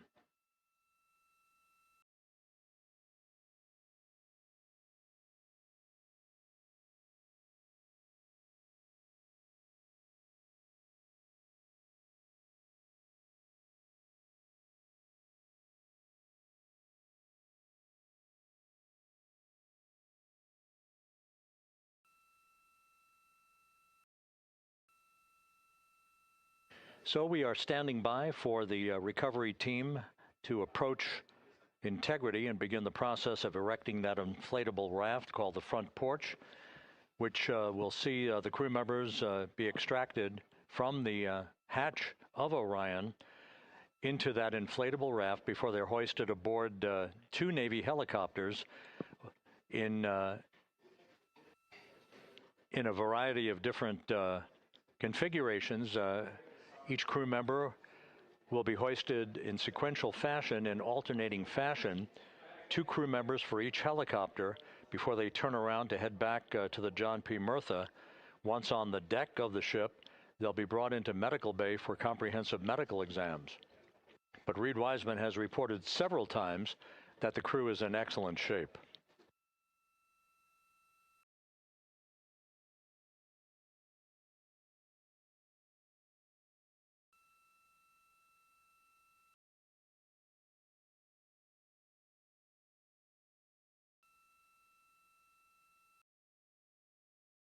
So just to recap, it has been some 26.5 minutes since the splashdown of integrity in the Pacific. The vehicle is in excellent shape. It performed like a champ all the way down through the Earth's atmosphere. All of the vehicle functions were checked off in excellent trip hammer fashion. The parachutes all deployed as planned. Splashdown occurring at 7:07 p.m. Central Time, 5:07 p.m. Pacific Time.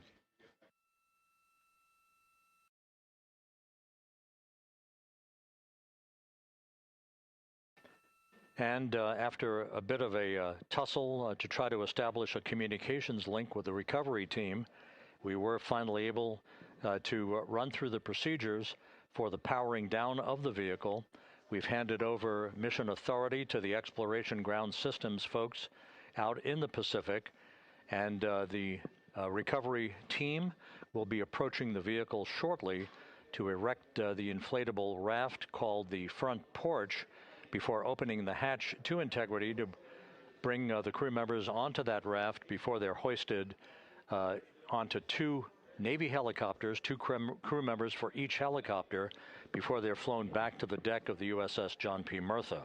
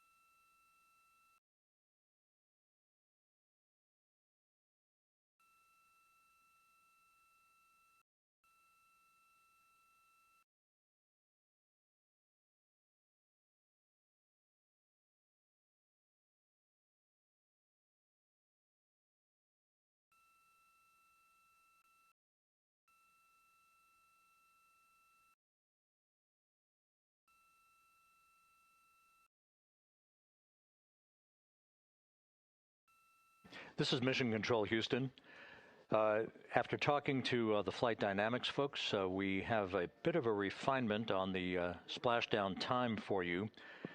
Their computation shows a splashdown time of 7:07 and 27 seconds p.m. Central Time, 7:07 and 27 seconds p.m. Central Time.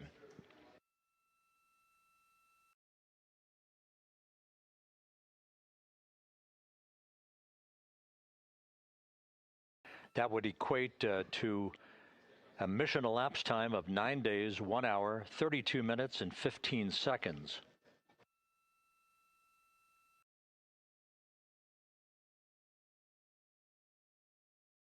Once again, from Flight Dynamics, a splashdown time of 7:07 and 27 seconds p.m. Central Time. That would equate to a mission elapsed time of 9 days, 1 hour, 32 minutes, and 15 seconds.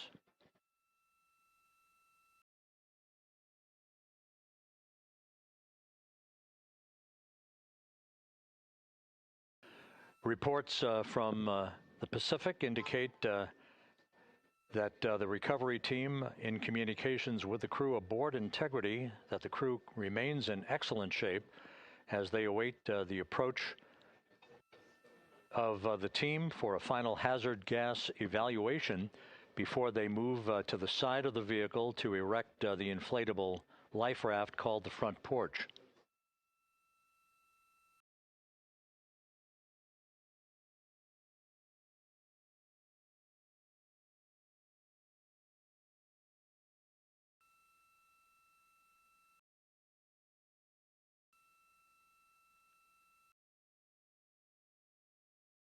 Again, no issues with Integrity. The vehicle is powered down.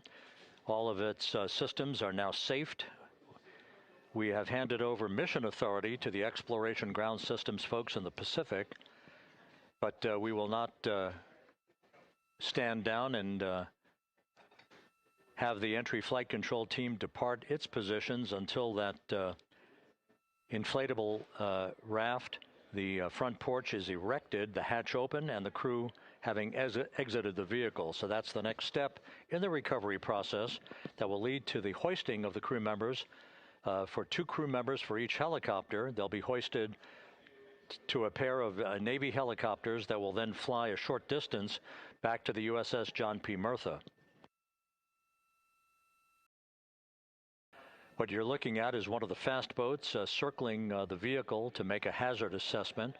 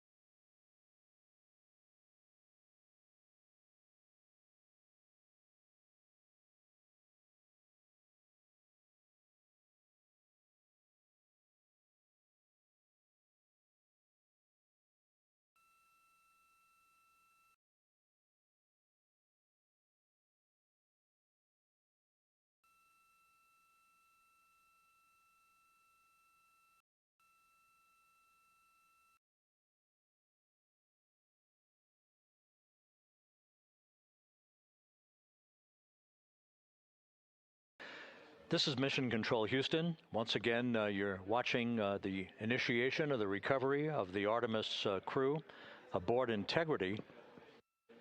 All of the Navy divers and the fast boats are now approaching the spacecraft after conducting a hazard assessment.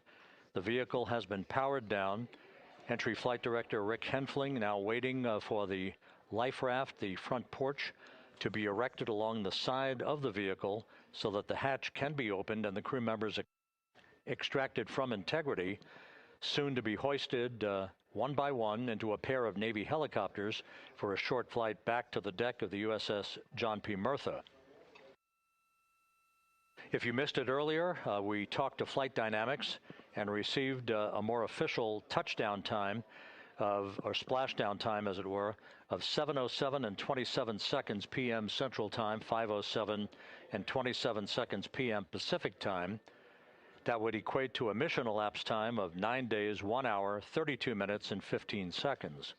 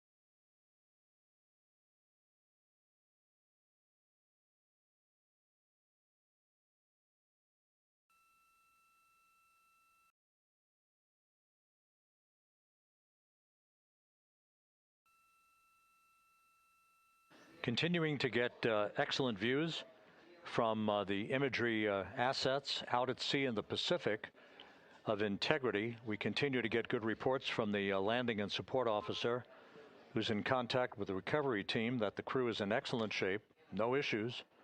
They're just currently biding their time, waiting for the front porch to be erected. We have no hazardous we have no hazard gases and no hazardous situation with the vehicle. It performed perfectly all the way down from entry interface to its splashdown in the Pacific at 7:07 and 27 seconds p.m. Central Time. And as you can see, the first phalanx of recovery personnel now pulling up alongside of Integrity.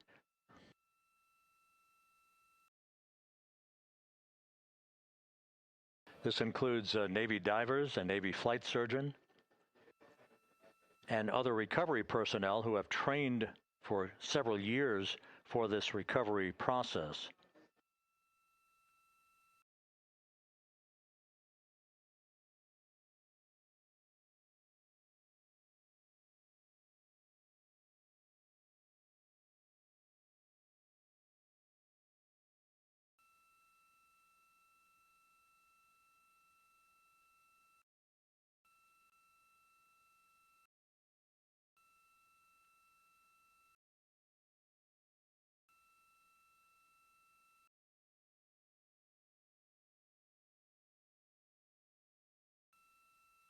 At this hour, some 41 minutes following splashdown, the vehicle has been powered down. There's no hazardous gas emanating from the vehicle. That's why the first team of recovery personnel has been able to pull alongside Integrity. And the reports continue to come in that the 4 astronauts are in excellent shape.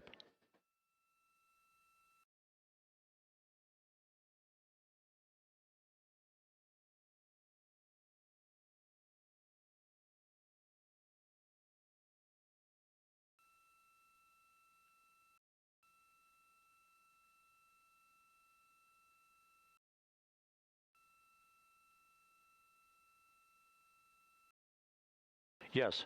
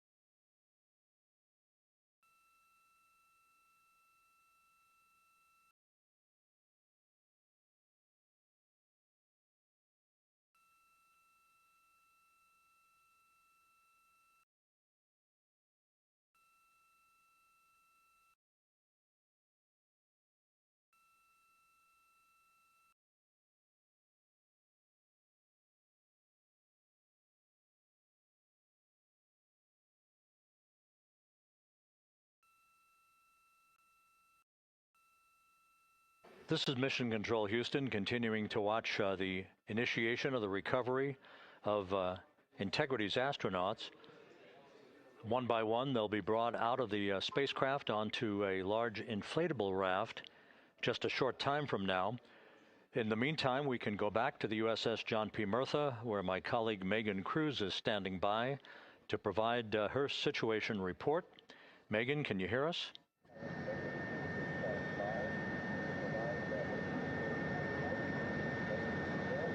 Hey, Rob. Yes, I can hear you. Thank you. Yeah, we're back here on the bow of the recovery ship where there are still plenty of people peering out into the water. We are not very far from the action everyone is seeing on their screen now. The Orion spacecraft, Integrity, in the ocean, surrounded by a number of recovery boats.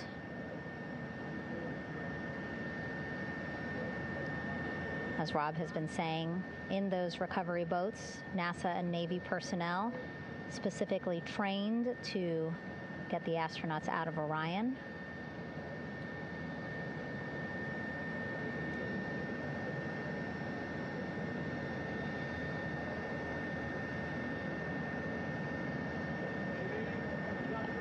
In some of our wide shots, you can probably see that there are 6 boats out in the water. More than 40 people out in the water right now on those boats.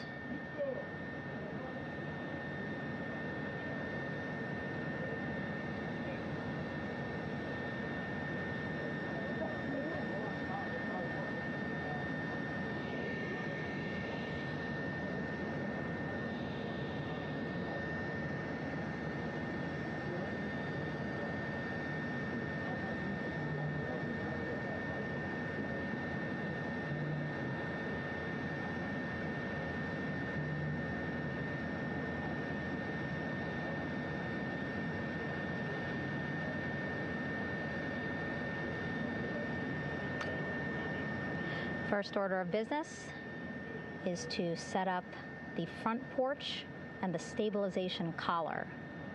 You might also hear it referred to as a stab collar. Basically just to make sure that Orion stays upright, doesn't sway in the water too much, again, to make it easier for recovery forces to get the astronauts out.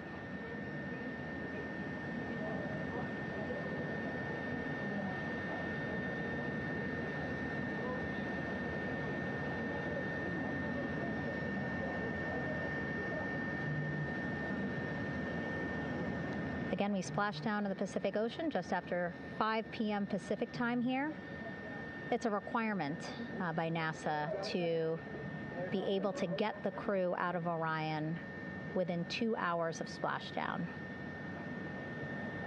So doing great on time so far. Plenty of time. No rush either. I was speaking to NASA flight surgeon Rick Schuring earlier in this broadcast, and he said to me, no rush to get the crew out. Just want to make sure that they're feeling good.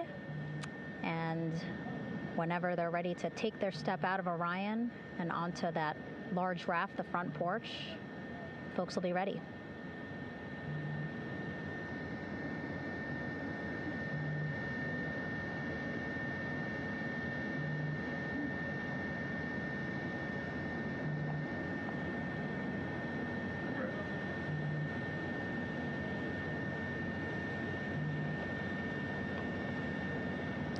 And as there are mission audio loops in Mission Control in Houston, there is a mission audio loop here on the ship, and it was just reported out that the side hatch is open. Side hatch of integrity is open. You're getting these beautiful shots from our aerial assets. The ship itself, where I'm on, just 3,000 yards away. Again, plenty of people on the boat here, glued to the side closest to where they can see all this action. And again, with just 3,000 yards separating us, great views from the bow here. You can see now that side hatch is open. One of the Navy personnel is about to get inside there.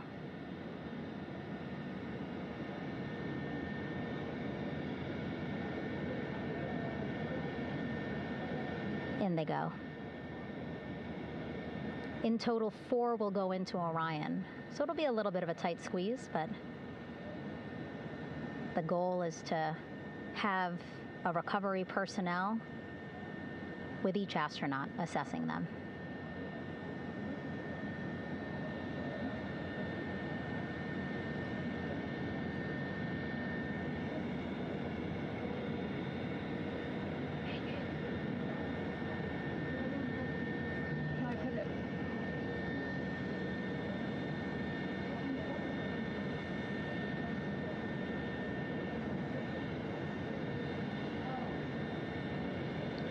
Boats getting closer now. Again, that one that's right up against Orion, those are the divers that will go in to the spacecraft to check on each of the astronauts. These other boats will begin doing a number of things, putting on that stabilization collar onto Orion, building that front porch. Eventually, they will retrieve the parachutes, as well as tow Orion back to the well deck of the recovery ship here.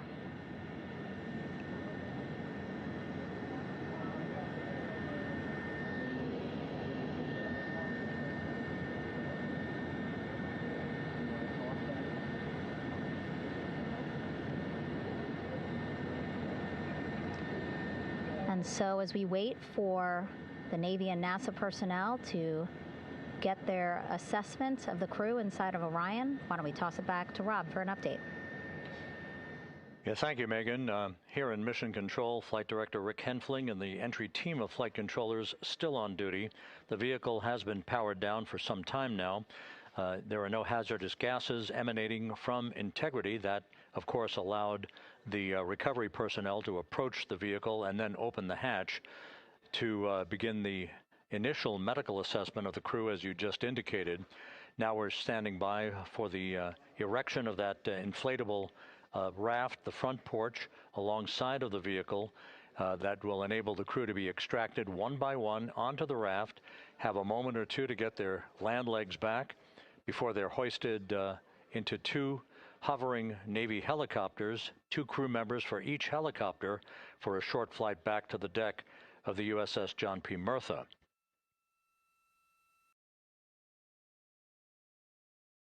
All of Integrity's systems operated flawlessly throughout the course of the approach to the Earth, the entry into the Earth's atmosphere, and all of the key milestones that followed in this high-speed return to Earth for Integrity, a mission that spanned more than 694,000 miles from the vehicle's launch from the Kennedy Space Center atop the Space Launch System back on April 1st.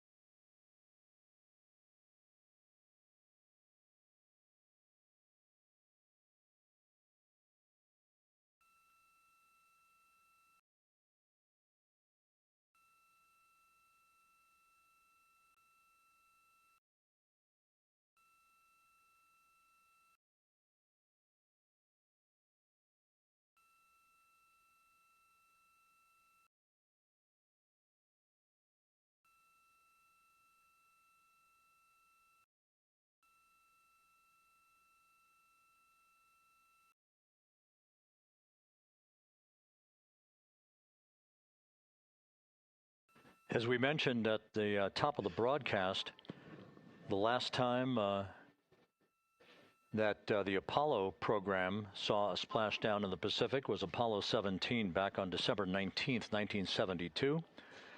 So for the first time in 53 and a half years, we have reenacted that with the arrival of Integrity's astronauts as they flew around the moon in that historic lunar flyby that began with a trans-lunar injection burn that took them out of Earth orbit following 24 hours of a high Earth orbit trajectory. The high Earth orbit trajectory enabled flight controllers here to have a full 24 hours to evaluate the systems on Integrity and the condition of the crew before they would commit to flying to the moon.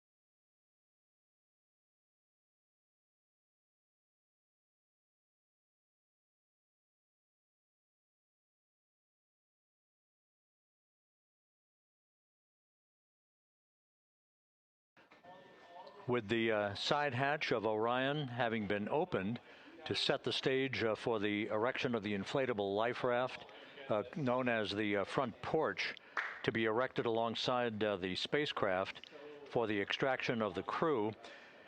Let's play for you an interview that my colleague Megan Cruz conducted on the USS John P. Murtha with Navy diver First Class David McMahon that explains how this process is unfolding. Okay, Davey, so you and some of your team, one last look over of the stabilization collar, correct? Yes, ma'am. Okay, so what is this stabilization collar? This is what's going to stabilize the capsule out there in the ocean. We don't know how good the weather or the waves will be that day, so this will help prevent any unnecessary occurrences from happening, stabilizing the capsule and the astronauts inside. So basically this is a float that will go around Orion. I'm assuming that what they're doing right now, these are the lines that will attach the collar onto Orion? That is correct. And so what are they doing here? So we've got the lower line that will secure the inflation device before we inflate it. That gives us the go-ahead that it's secure in its space, and then we'll inflate it. And then once that is done, we'll undo all the carabiners and get this orange line on top tied in the same fashion.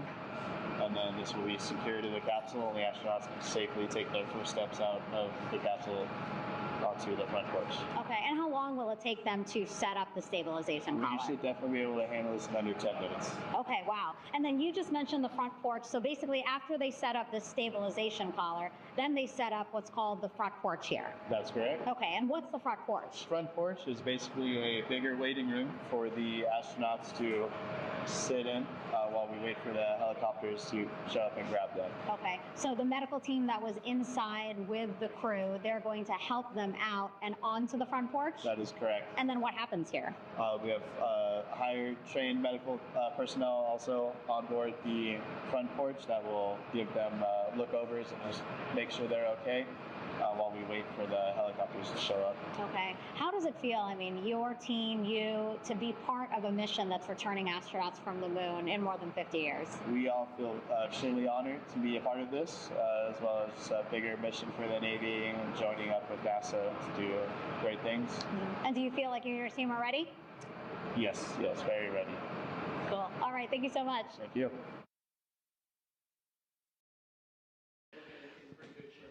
Once again, the recovery operations are continuing out in the Pacific. We shortly should see that life raft, the front porch, erected alongside the side hatch of the vehicle.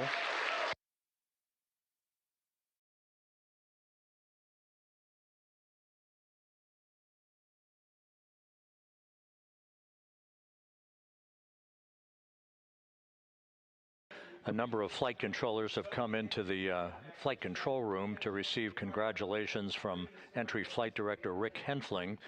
But we're going to stick with our operations out in the Pacific as we await the extraction of the 4 crew members who are reported to be in excellent condition.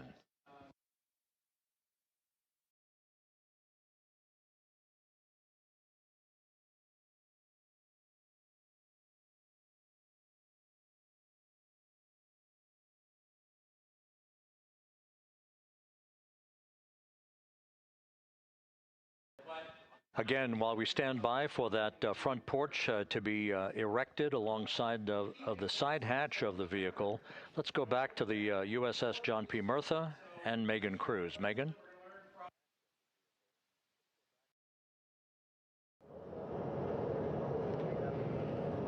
Hey, Rob. Pausing now to listen to some internal audio loops. Again, the operations team here on the ship communicating with everyone out on the water. It seems like currents are hindering them a little bit from unfurling and inflating the stabilization collar as well as the front porch. But again, the requirement to get the crew out within 2 hours of splashdown, plenty of time. So no concerns just yet. But as calm as the water looks, yeah, it looks like it's hindering the teams just a tad.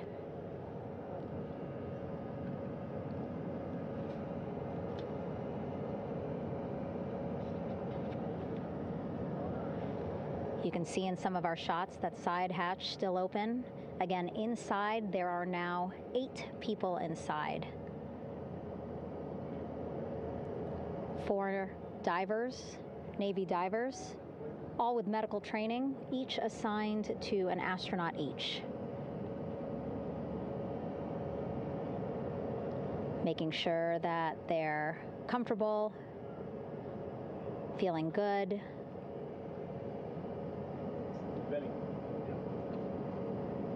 As you've heard us say in the broadcast, they expect a little bit of discomfort. Again, these astronauts just traveled back to Earth at 25,000 miles an hour, a nearly 695,000-mile journey around the moon. If you think you get carsick.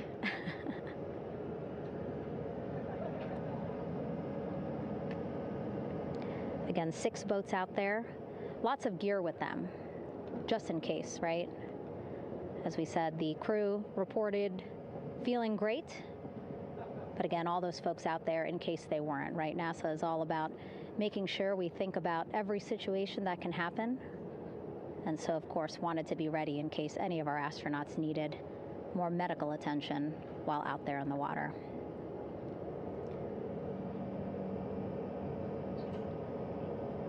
You see now teams, again, trying to set up the stabilization collar and front porch for the crew to get out of Orion. They need both, right? The stabilization collar will keep Orion from swaying as you see it is doing now.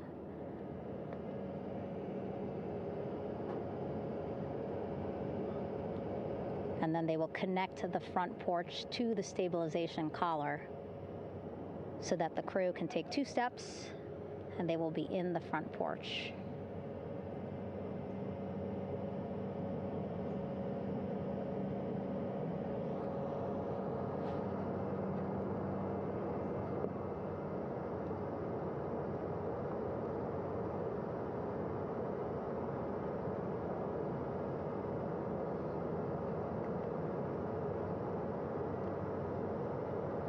Not a lot of chatter on the mission audio loops. That's a good thing.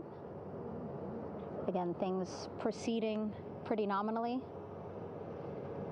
even if they're fighting some currents out there on the Pacific Ocean.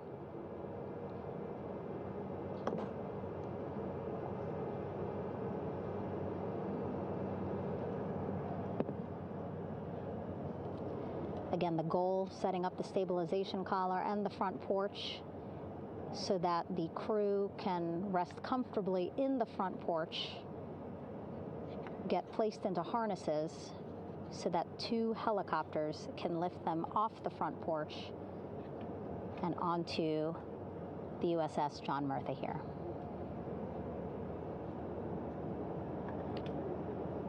The helicopters are going to take turns picking up an astronaut. So again, Helo 1 and Helo 2.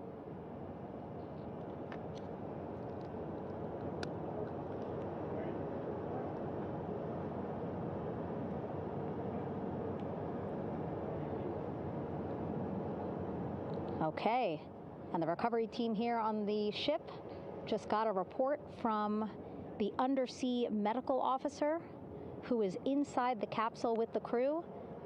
He is reporting all 4 members are green. All of our 4 astronauts, Reed, Victor, Christina, Jeremy, green, meaning they are feeling great, not the complexion of their skin. They are feeling great, happy to be home, and ready to be extracted as soon as possible.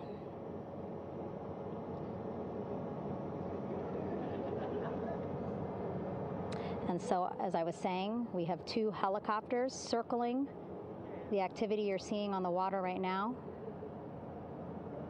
Each will take turns picking up an astronaut. So Helo 1 will come on in, hover above the front porch, about 40 feet above the front porch. A Navy recovery specialist will be hoisted down into the front porch. The restricted maneuvering doctrine is in effect. Will connect to the first astronaut, which we're expecting to be Christina. And then Helo 2 comes around, picks up Jeremy, while Helo 1 stays above head, and then Helo 1 will come back in for another astronaut, and then Helo 2 for the last astronaut, and then back to the flight deck here on the recovery ship.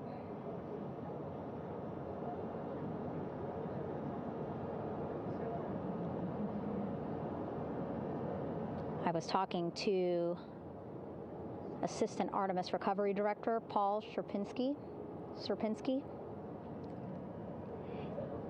He said helos are a much quicker, safer way to get on board. They did actually consider boats, but then if you think about it, longer time, the crew would have to move through more of the ship. This way the helos will give a more direct, quicker route to the medical bay for our 4 astronauts.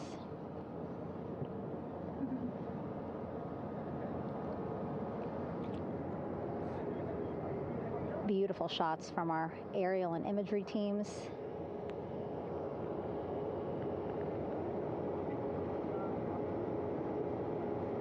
Clouds have dissipated for a clear view from the bow of the recovery ship here.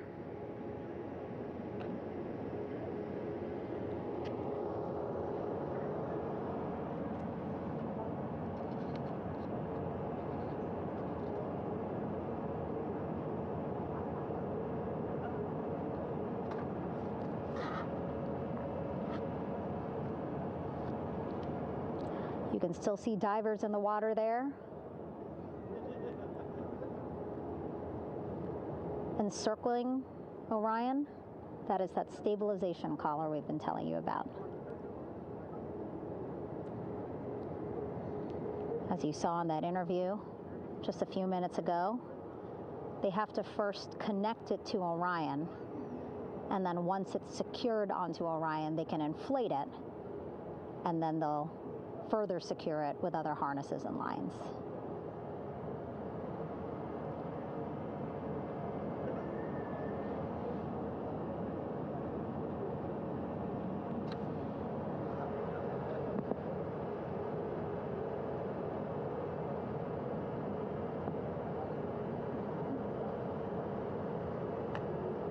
About an hour and 10 minutes since splashdown in the Pacific Ocean here.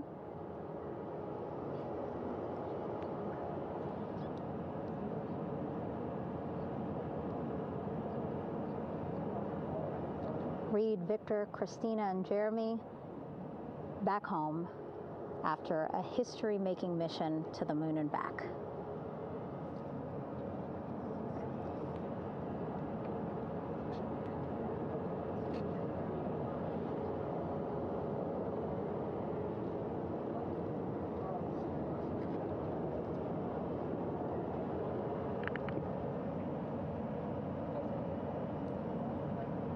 If you missed what we said just a couple of minutes ago, the undersea medical officer inside with the crew in Orion, reporting all 4 crew members feeling great.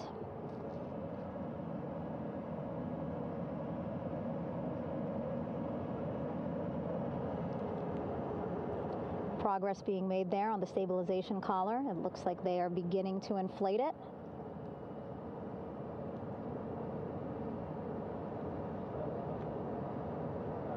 And it looks like they're starting to unfold the front porch in order to get that into the water here shortly and inflate that as well.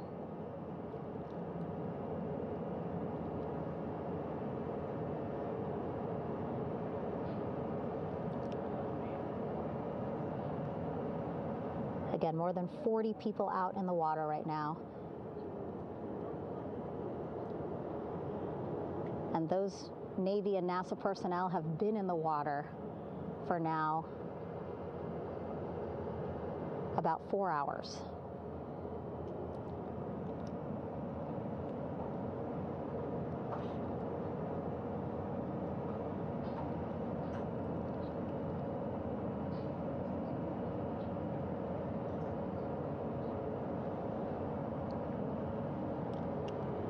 The reason why they had to get out so early is just to stage everything. And actually here on the ship, when there are flight operations happening, you can't have anything else, right? Just because the flight deck can be a dangerous place, so they just want to focus on planes coming and going from the ship, so that's why they wanted to get the boats in the water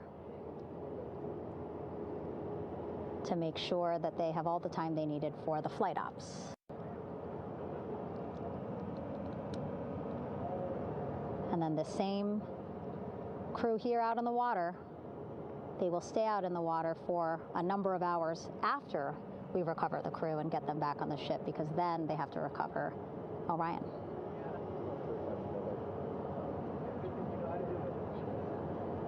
All right, that stabilization collar looking good around Orion.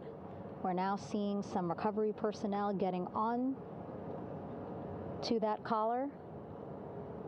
Again, they need to further attach it to Orion to make sure that it can really prop up the spacecraft. It's basically lifting it up off of the water just a tad. Again, so it's not so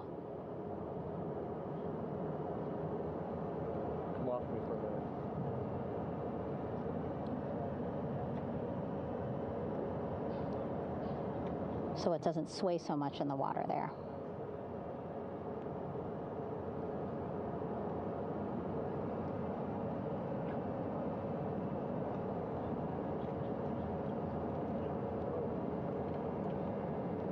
And now that front porch looks like it's nearly fully inflated as well. You can see a much larger surface area.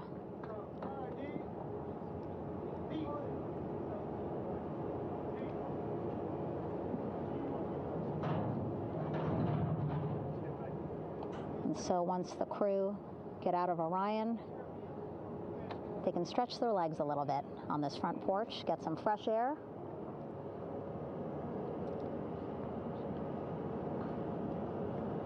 And enjoy this beautiful day here on their home planet.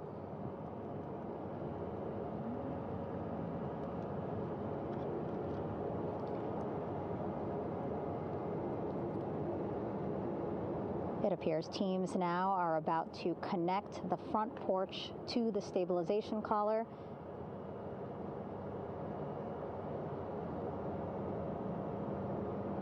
And at that point, when both are secure, we should soon see astronauts come out of Orion.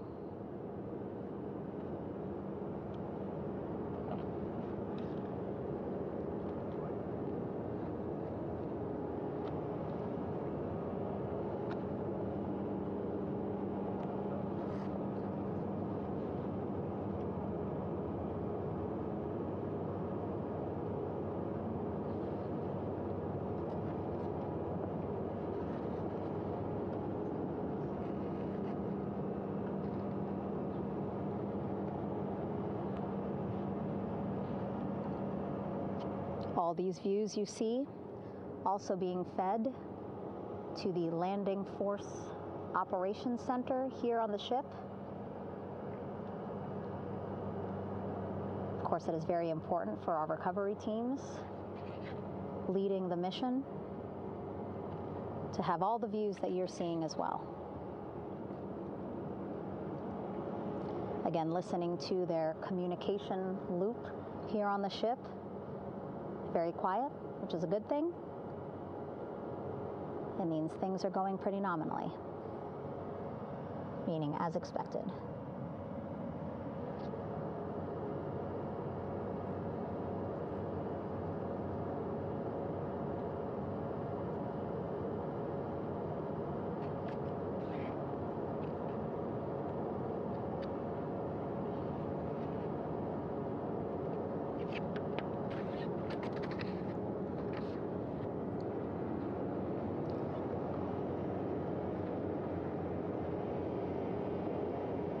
Again, all this activity happening just 3,000 yards away from the ship. So that means this will be a very quick flight back on the helicopters for the crew. 2-3 minutes, and then they'll be back here on the ship. I know.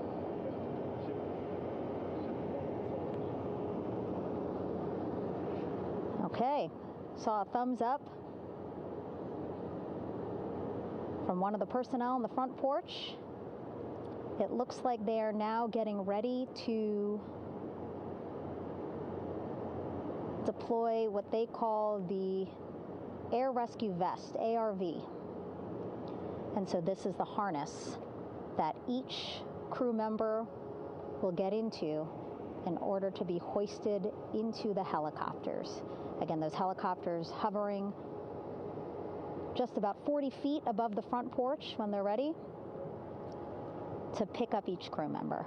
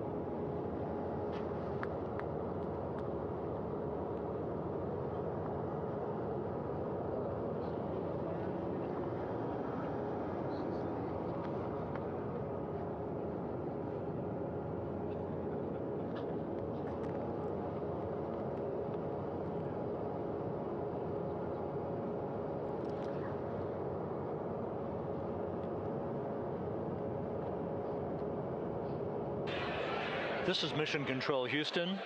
Behind me, a fairly raucous scene as hundreds of flight controllers have poured into the flight control room here. This is reminiscent of the scene after the final shuttle mission of STS-135, although that was the end of a program. This is only the beginning of a program with the textbook splashdown of Integrity and its 4 astronauts. We're standing by for the crew to be extracted from the spacecraft.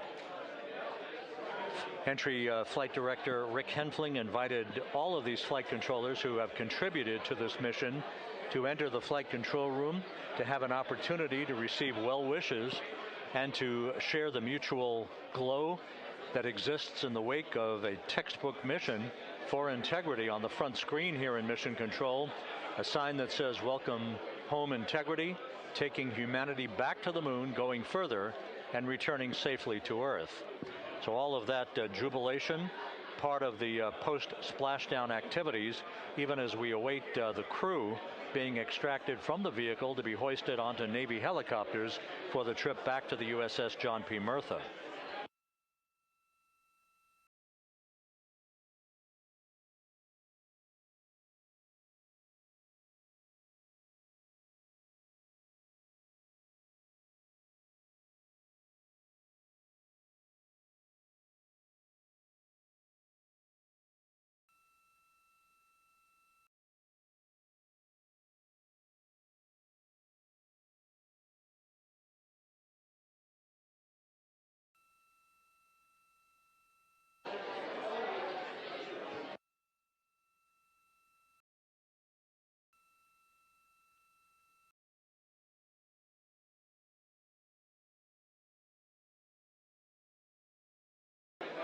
Once again here in Mission Control, this view of the Artemis flight control room, known as the White Flight Control Room. This is the old shuttle flight control room, and now is the home of Artemis missions to the moon and beyond.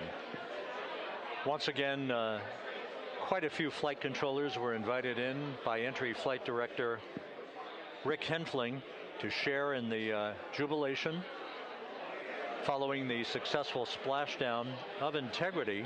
That splashdown occurring an hour and 22 minutes ago, as we stand by for the completion of the extraction of the crew, and ultimately they're hoisting onto Navy helicopters for a short flight back to the USS John P. Murtha. Splashdown occurred at 7:07 and 27 seconds p.m. Central Time. I had an opportunity to talk to the head of flight dynamics, Jeff Birch, a moment or two ago. He said the trajectory of Integrity coming through the Earth's atmosphere was so precise, they've never seen anything line up on a ground track like today's entry by Integrity for its splashdown southwest of San Diego.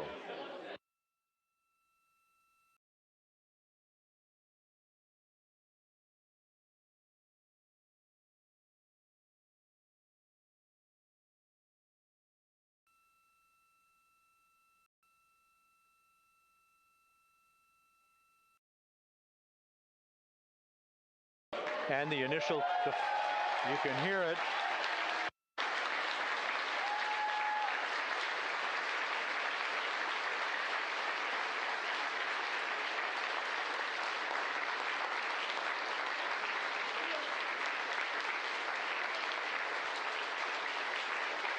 Jubilation here in the flight control room. The first crew member is out of Integrity.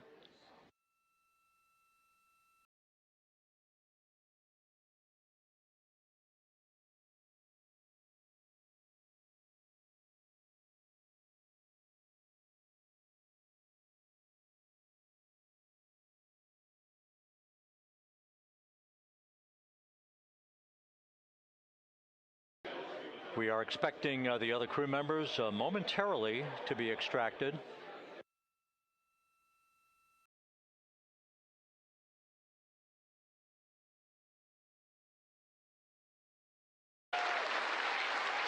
We now have 2 crew members out.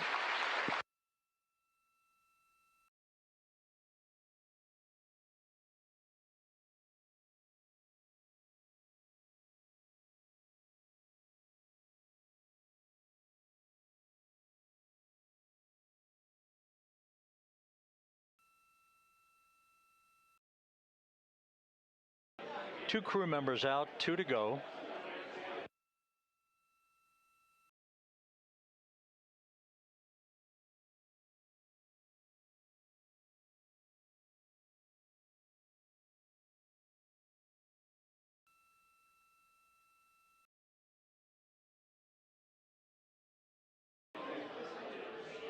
We're about 1 hour from sunset out in the Pacific. Everything continues to go well.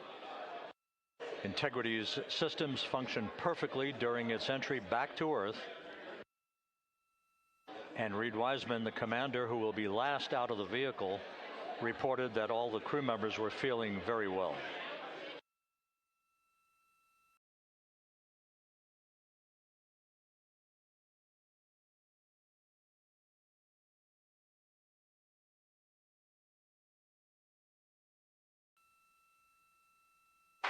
Crew member number 3 now out.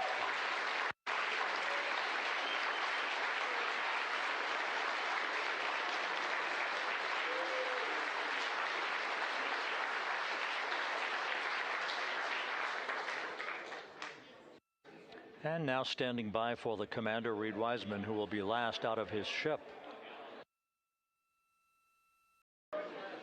Bobbing in the Pacific under almost ideal conditions, Integrity spanned 694,000 miles during its journey from launch to splashdown.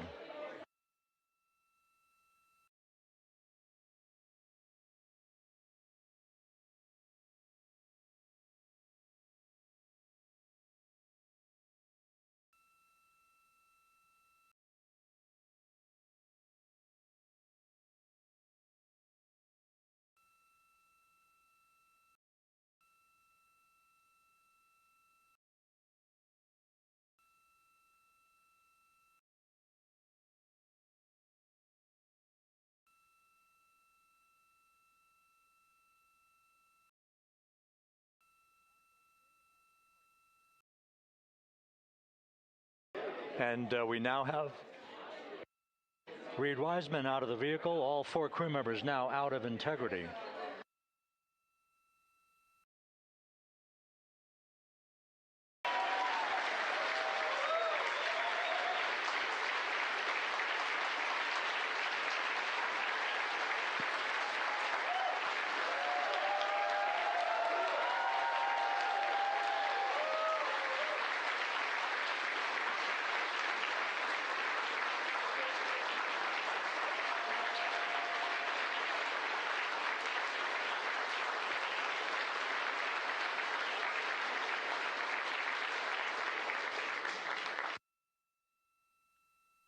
Once again, all 4 crew members now on the front porch, and the procedure to begin hoisting them up to these 2 Navy helicopters hovering overhead will begin shortly.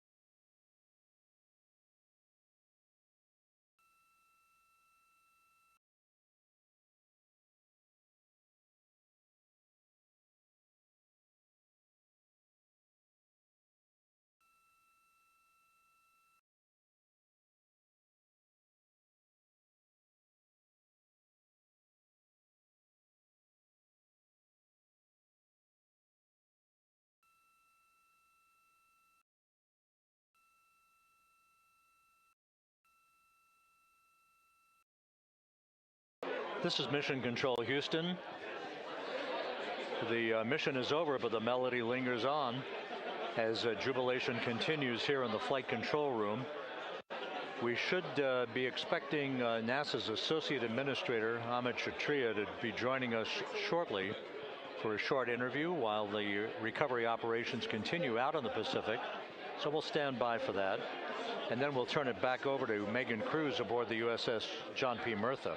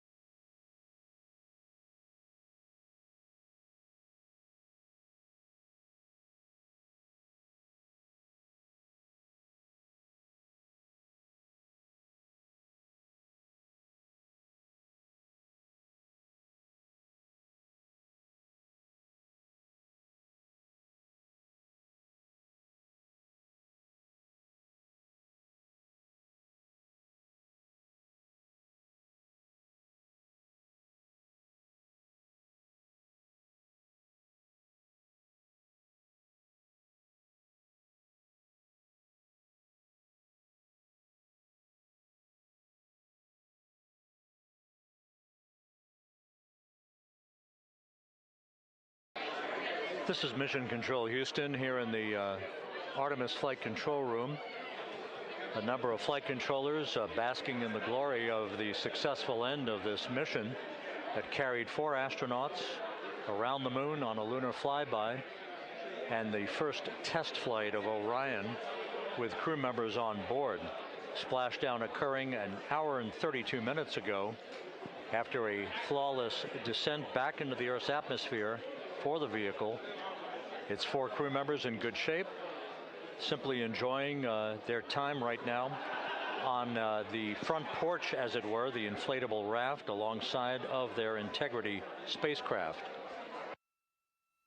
We're expecting Amit Kshatriya, the NASA Associate Administrator, to join us here momentarily for a brief interview before we turn it back over to Megan Cruz aboard the USS John P. Murtha, the recovery ship.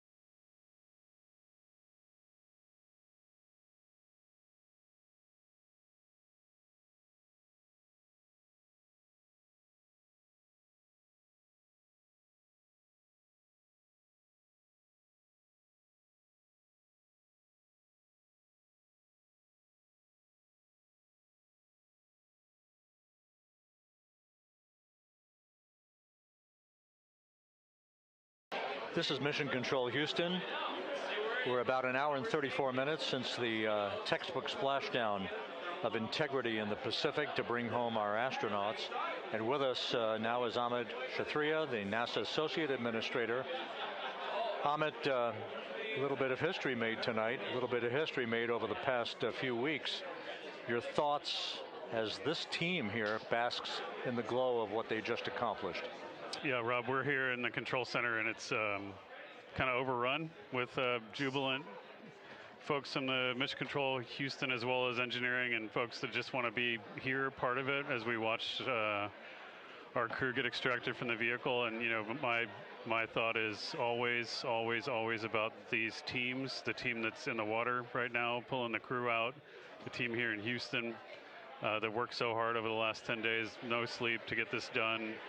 You know, we still have some work to do to get the crew to the med bay here on the ship. They all look great coming out, so hopefully that won't be too long. You know, I think we saw the administrator on the boat too, giving his thanks to the Navy team on the Mirtha, which they're just an incredible group of sailors. I was able to visit with them a couple weeks ago. And then if you pull it all the way back to the workers and the folks that joined the rocket at Michoud, that made the heat shield tiles that held together tonight, that stacked the vehicle in Florida, that integrated the vehicle in Denver, that fired the engines in Stennis, that fired the boosters in Promontory. I mean, this is the entire team, coming together and being tested by the environment that this machine went through, and they did it right. The work was good. They did it right.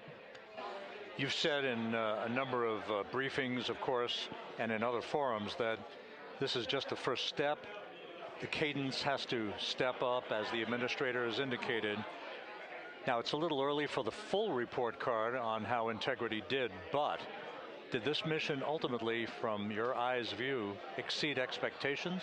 It absolutely did. I mean, I was waiting to talk about this until we're in the water, and I think we still have, again, work to do to bring it in and really kind of go through it bolt by bolt and see what we learned. But I mean, so far, given what we learned during the mission and given how we performed on ascent, on entry, I always think about energy in terms of the states that you worry about the most, and every time we put these machines through these incredibly energetic states, they came through. So I'm fairly confident that we made a big step tonight to get us on the path towards the surface. I think the path to the surface is open now. We do have to do all the work, and we'll make sure we talk about that as cleanly as we can. We learned a few things during the mission, but I have to tell you, this was an incredible test of an incredible machine. From an American psyche standpoint, the Empire State Building was lit up red, white, and blue tonight. Our coverage was seen on baseball stadiums around the major leagues. How captivating was this experience for the American people, for the world, in fact, as we returned to the moon? I have not been able to watch a lot of the coverage as we've progressed through the mission. I will tell you, just from my witness in Florida before launch, and then seeing the people's faces here, and then reading where I can about how things are going. I think this has been a gift to the world from NASA. NASA has given the world a gift, proving to folks all over the place, especially young people, and that to me is what this is really about. Young people, when they see what we can do when we work together, when we have teams that collaborate, that it doesn't matter how hard the problems are, we can solve them. I'm hopeful that Artemis II, as folks witness what we were able to do with this incredible crew, this incredible team that we've birthed into the world, scientists and engineers and artists that have been inspired by this. And even if they don't come work in the program, which separately they should come work in the program, because Lord knows we need the help, but even if they don't want to come work in the program, hopefully they grow up to recognize they can do amazing things when they work together and contribute to society and be good citizens and really change the way, the challenges that are coming in the world are overcomable if we work together like this. And one final question. Flying to the moon, we did it. We've done it again this past week and a half or so. But the engineering that went behind the design of this mission and the precision, the pinpoint precision of this vehicle entering that entry corridor, it's almost mind-boggling. Yeah, it is incredible when you think about the energies involved and the uncertainties involved. That when we inserted the vehicle into orbit, it was 99.2% down the middle. When we dropped the vehicle right on top of the fleet here, our guys knew exactly where to go, but the guidance was perfect. You know, and it's interesting. I've got this question a lot over the last few weeks about, you know, we did this before 53 years ago, and you know that. I mean, it is a reasonable thing to contemplate, like what's gone on since then. And what I'd tell you is, you know, when we did Apollo, which again, the more we learn about what they did, the more magical it seems what they were able to accomplish given the technology and the learnings that they had. But when we did Apollo, the architects of Apollo, you know, Gilbert, Seaman, von Braun, Mueller, what they really wanted to do, you know, as they were contemplating what it meant to expand our range of action to the lunar surface, what they wanted to do was learn how to live and work in space for a long time. They wanted to do that first before they were confident they could expand their range of action to the moon. Now, of course, the politics of the time and the mission at the time was different, and so they had to go straight to the moon and bring people home. And then after that, the program kind of lost its momentum. But you know, after that, NASA kept moving along those paths, right? So we recognized during Apollo that reusability was going to be important. We spent a lot of money on those machines, and you know, we spent a lot of money on these machines here. Even though, but we recognized that reusability was important, which is why we built a winged space plane called Space Shuttle, and then we used that reusable machine to build a space station. And we learned for 25 years how to live and work in space, and have been able to develop technologies that can enable exploration. So really, what I think is now, 53 years later, we're at the point where the architects of Apollo would have been pleased that we're now ready to actually go back to the moon and go back to stay, because we've learned all the things we needed to learn. There's a lot of people pleased here tonight, and we really thank you for joining us. Amit Kshatriya, NASA's Associate Administrator, as we begin to hoist the crew onto the helicopters to head back to the recovery ship.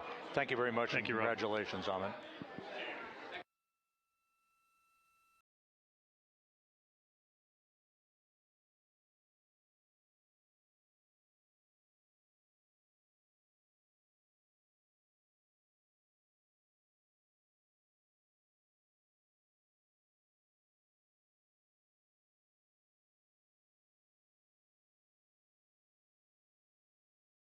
This is Mission Control Houston, with the crew members now beginning to be hoisted aboard the Navy helicopters.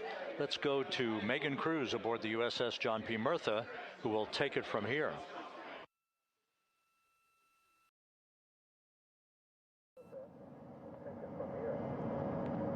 Hey, Rob. Yeah, back on the bow of the ship here, we are seeing the helicopters circling Orion. The first one there, having just completed picking up the first astronaut. Helo 2 now, hovering just 40 feet above the front porch, lowering a recovery specialist out of the helicopter. That person will touch down in the front porch just there.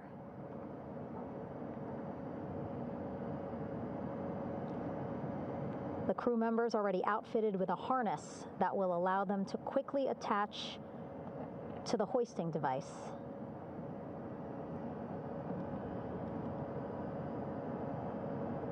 Look at the power of those blades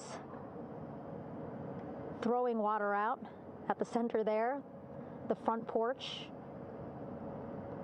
with now 3 astronauts and the recovery specialists. Again, crews already outfitted with a harness vest. And here we go. Second astronaut now off the front porch, getting hoisted into the second helicopter.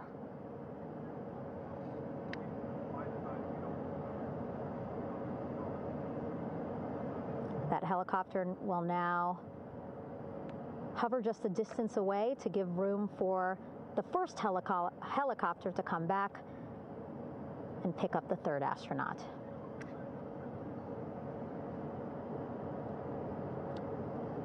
As we wait for that helicopter to come back, make its way back around, just want to mention that the President of the United States called our NASA administrator today while he was on the ship, just minutes after we interviewed him live on our coverage, and congratulated him and NASA on this history-making moment tonight. Helicopter 1 again hovering 40 feet over the front porch. We will soon see another recovery specialist getting lowered onto the front porch.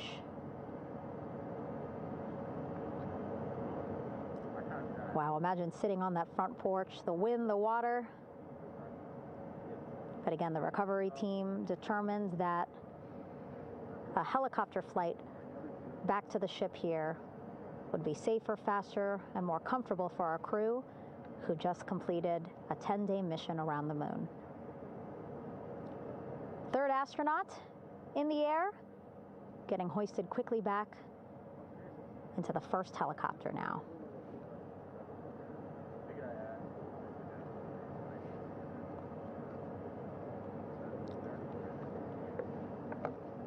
That first helicopter now on its way back to the ship here. We will soon see it land in just a few minutes. Again, all this action happening just 3,000 yards away from us, so a very quick flight back to the flight deck. And now the only person left on the front porch, Commander Reed Wiseman. That second helicopter now making its way back over to the front porch. Here it comes.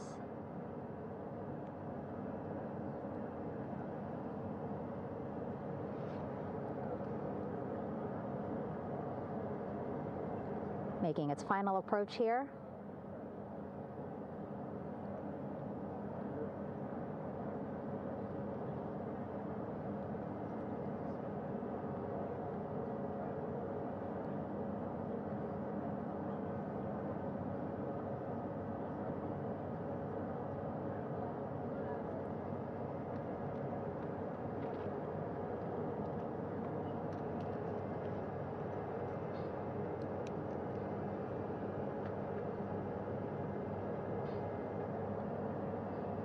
The last astronaut, Commander Reed Wiseman,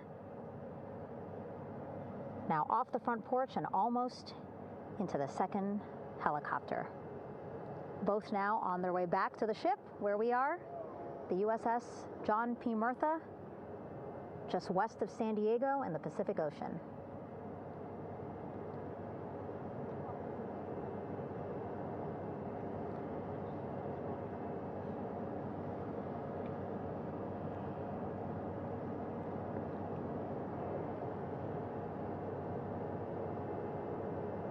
Exciting to see our 4 crew members minutes away from landing on the flight deck here on the recovery ship. 550 people on this ship, excited, ready, anxious, looking forward to welcoming this crew aboard.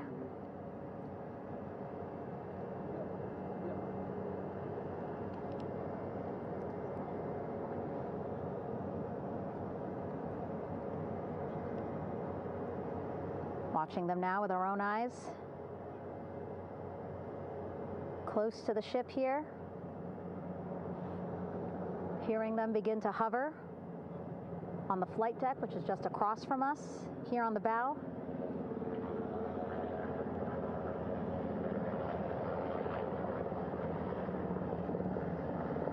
The first helicopter coming in.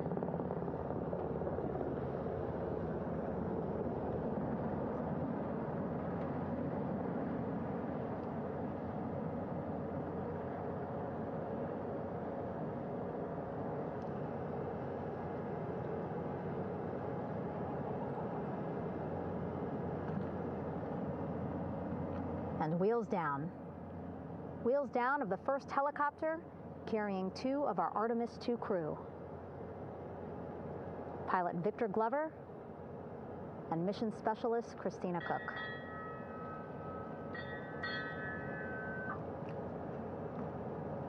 Hilo 1 on deck reported on the recovery loop. Again, the mission audio loops that the recovery team are using here to communicate with one another. And an announcement just made on the ship, integrity incoming. 2 more helicopters on their way to the flight deck, one carrying the crew, the other, one of our imagery helicopters. Again, kudos to our imagery and aerial teams for giving us these beautiful views of history in the making. Set amid a gorgeous, soon-to-be sunset here in the Pacific Ocean.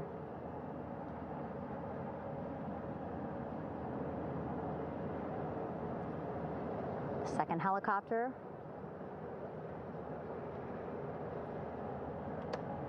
making its approach of the flight deck.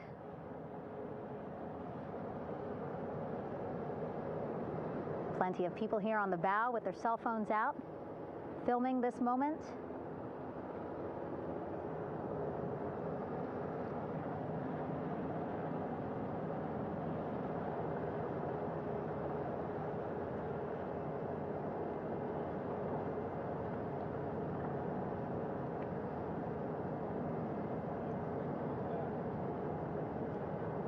Some impressive flying here by the Navy, as we are seconds away from wheels down. And there you go. We now have all 4 Artemis II crew members on the USS John P. Murtha.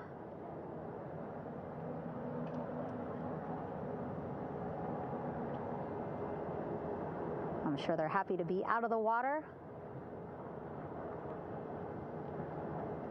and on this recovery ship with, again, 550 people on board, ready to welcome them home. But first, as we've been saying throughout the broadcast, just making sure the crew feel good. We reported that they were feeling good when they were in Orion, but those were just initial, quick, verbal assessments of how they're feeling. Their destination tonight, the medical bay here on the ship, right after we power down the helicopters here.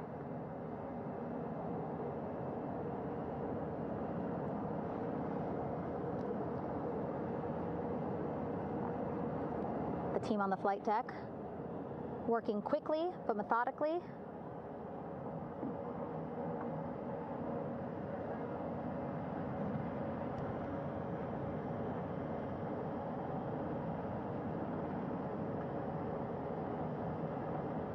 Waiting for just one more helicopter to touch down.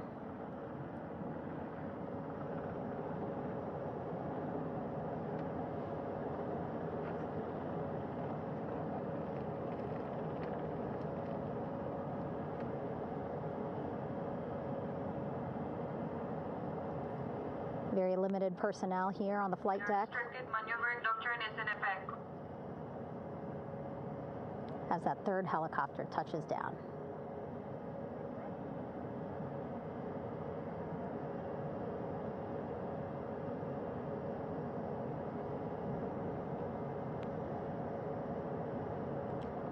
The ship is at flight quarters. Stand clear of waiter decks, aft of frame 095. Burn no cover topside, thrown articles over the side, hold all trash and garbage on station. Flight quarters. While just a few folks on the flight deck itself, there are plenty more on some upper decks. I see in some of our views a very packed crowd overhead. Announcements being made over the ship's loudspeaker system, reminding folks to stay clear of operational areas like the flight deck, so that teams can work quickly to get the crew off of the helicopters and into the medical bay.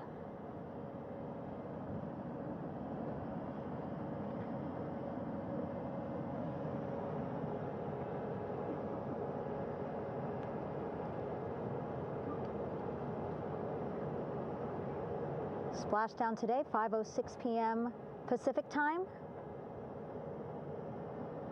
We are within 2 hours of that splashdown time, and already we have all 4 crew members on the flight deck of the USS John P. Murtha.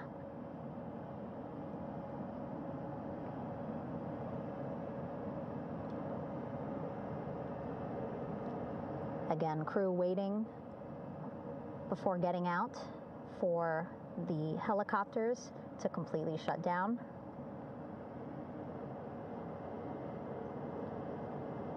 Safety, of course, very important to NASA and the U.S. military.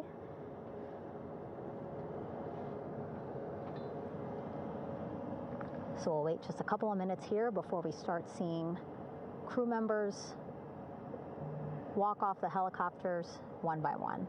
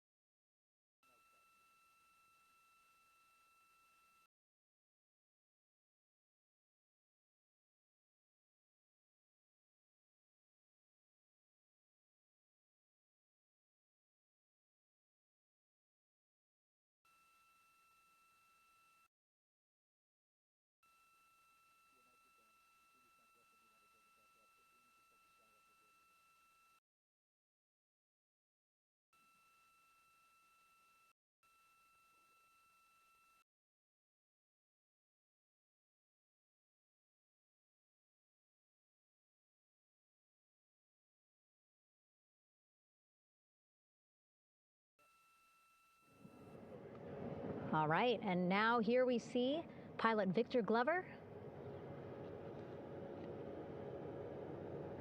and mission specialist Christina Cook sitting on the edge of one of the helicopters, looking in great spirits. That familiar smile and laugh from Victor, I can see it from here. Christina, I'm sure, feeling the same way, just blocked a little bit by our camera here, but we'll see her here shortly. A photographer taking their pictures. Victor saluting folks on the flight deck. They look like they're in great spirits. Happy to be home, I'm sure.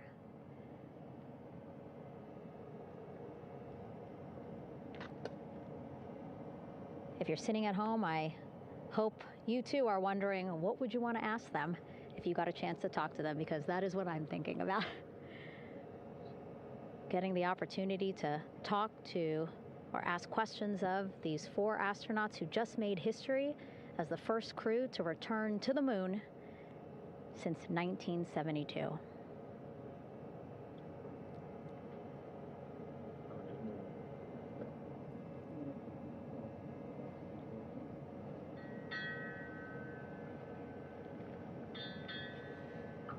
Oh, there we see Christina there, also smiling. Finally peering out, waving at the cameras. Hello to you too, Christina, yes. Welcome back. Welcome, welcome home. A loudspeaker announcement on the ship saying, "Welcome home, Integrity."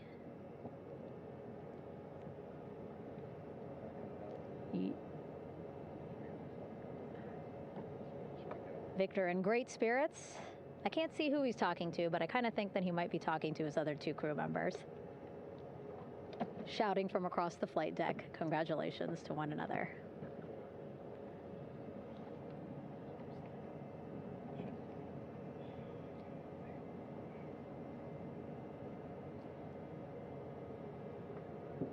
And so now we see some Navy personnel walking up to the helicopter. This is again the first helicopter carrying pilot Victor Glover and mission specialist Christina Cook. Both have taken off their helmets now.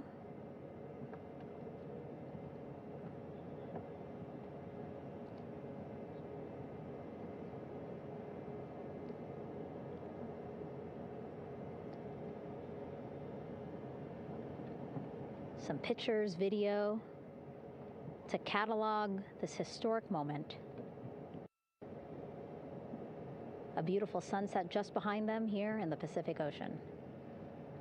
Golden hour. These pictures will be beautiful.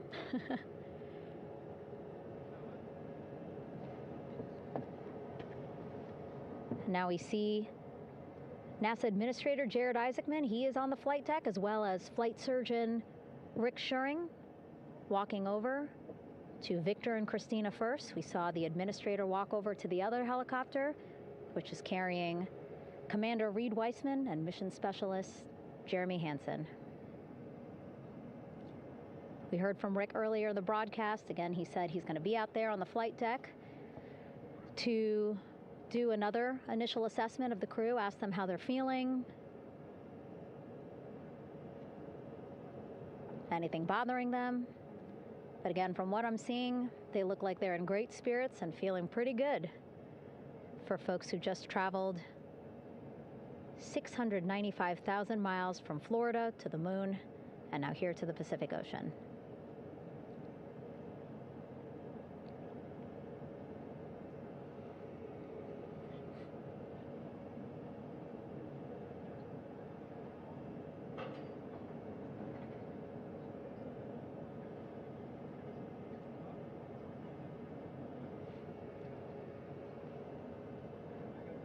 We're now seeing NASA Administrator Jared Isaacman walking across the flight deck. He had been talking to Reed and Jeremy, now approaching Victor and Christina.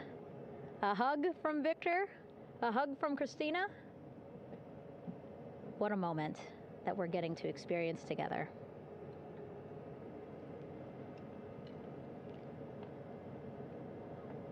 I'm sure congratulatory words. You know, we got to speak to the administrator live on this broadcast as well, and he said the kid in him right now, giddy, absolutely giddy at what we were able to accomplish today. Returning them home safely and in good spirits after a 10-day mission around the moon. And here we go. We're seeing Jeremy walking, waving across the flight deck, now on his way to the medical bay.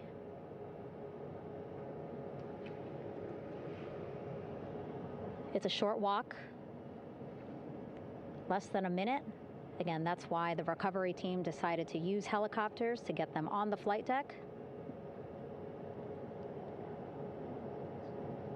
for that short walk to medical bay. And now on the flight deck, we see the chief of the astronaut office, Scott Tingle. Rick Schuring switching places. He's going over to the other helicopter. Big hugs from Victor, Christina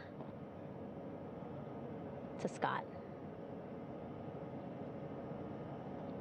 Again, a gorgeous sunset setting the stage for this recovery tonight.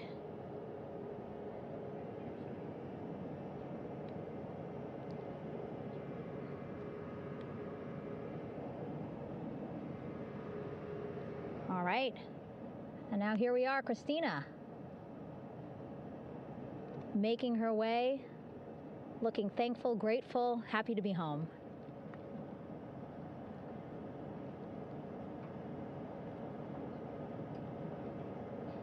You can see she's looking up. Again, lots of people, just a few levels up off the flight deck, welcoming her home.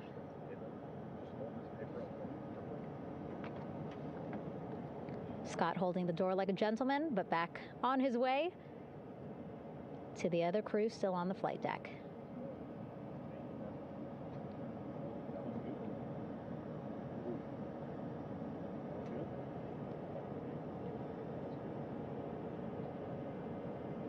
So still on the flight deck, Victor Glover and Reed Weissman. It looks like Victor will be the next one headed to medical bay. More hugs, more hugs. He's a hugger.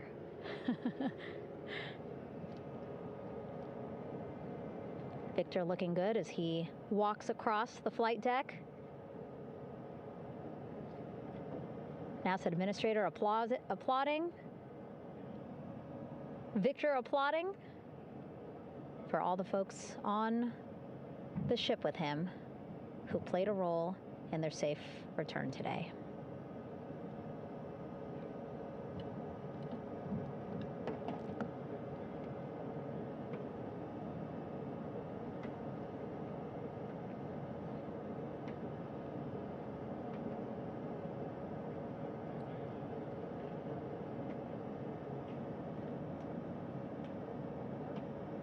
And finally, just one Artemis II crew member left on the flight deck, Commander Reed Weissman.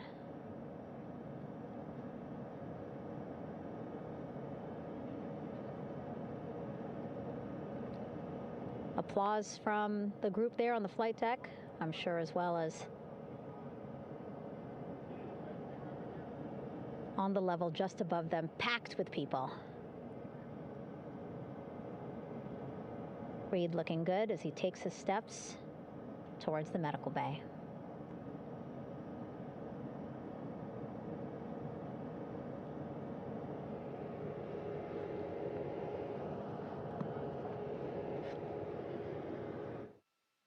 See our 4 Artemis II crew members back on the ship. Again, now they will head into medical bay, where they will be assessed by flight surgeons from both NASA as well as the Canadian Space Agency. A more in-depth assessment. When they get to medical bay, they will each have their own nurse. They will be helped out of their suits. And then again, we'll check to see that they're feeling good. Make sure it's not just adrenaline, but that they are feeling good from their long journey back from the moon. Beautiful shot of that sunset, illuminating our flight deck.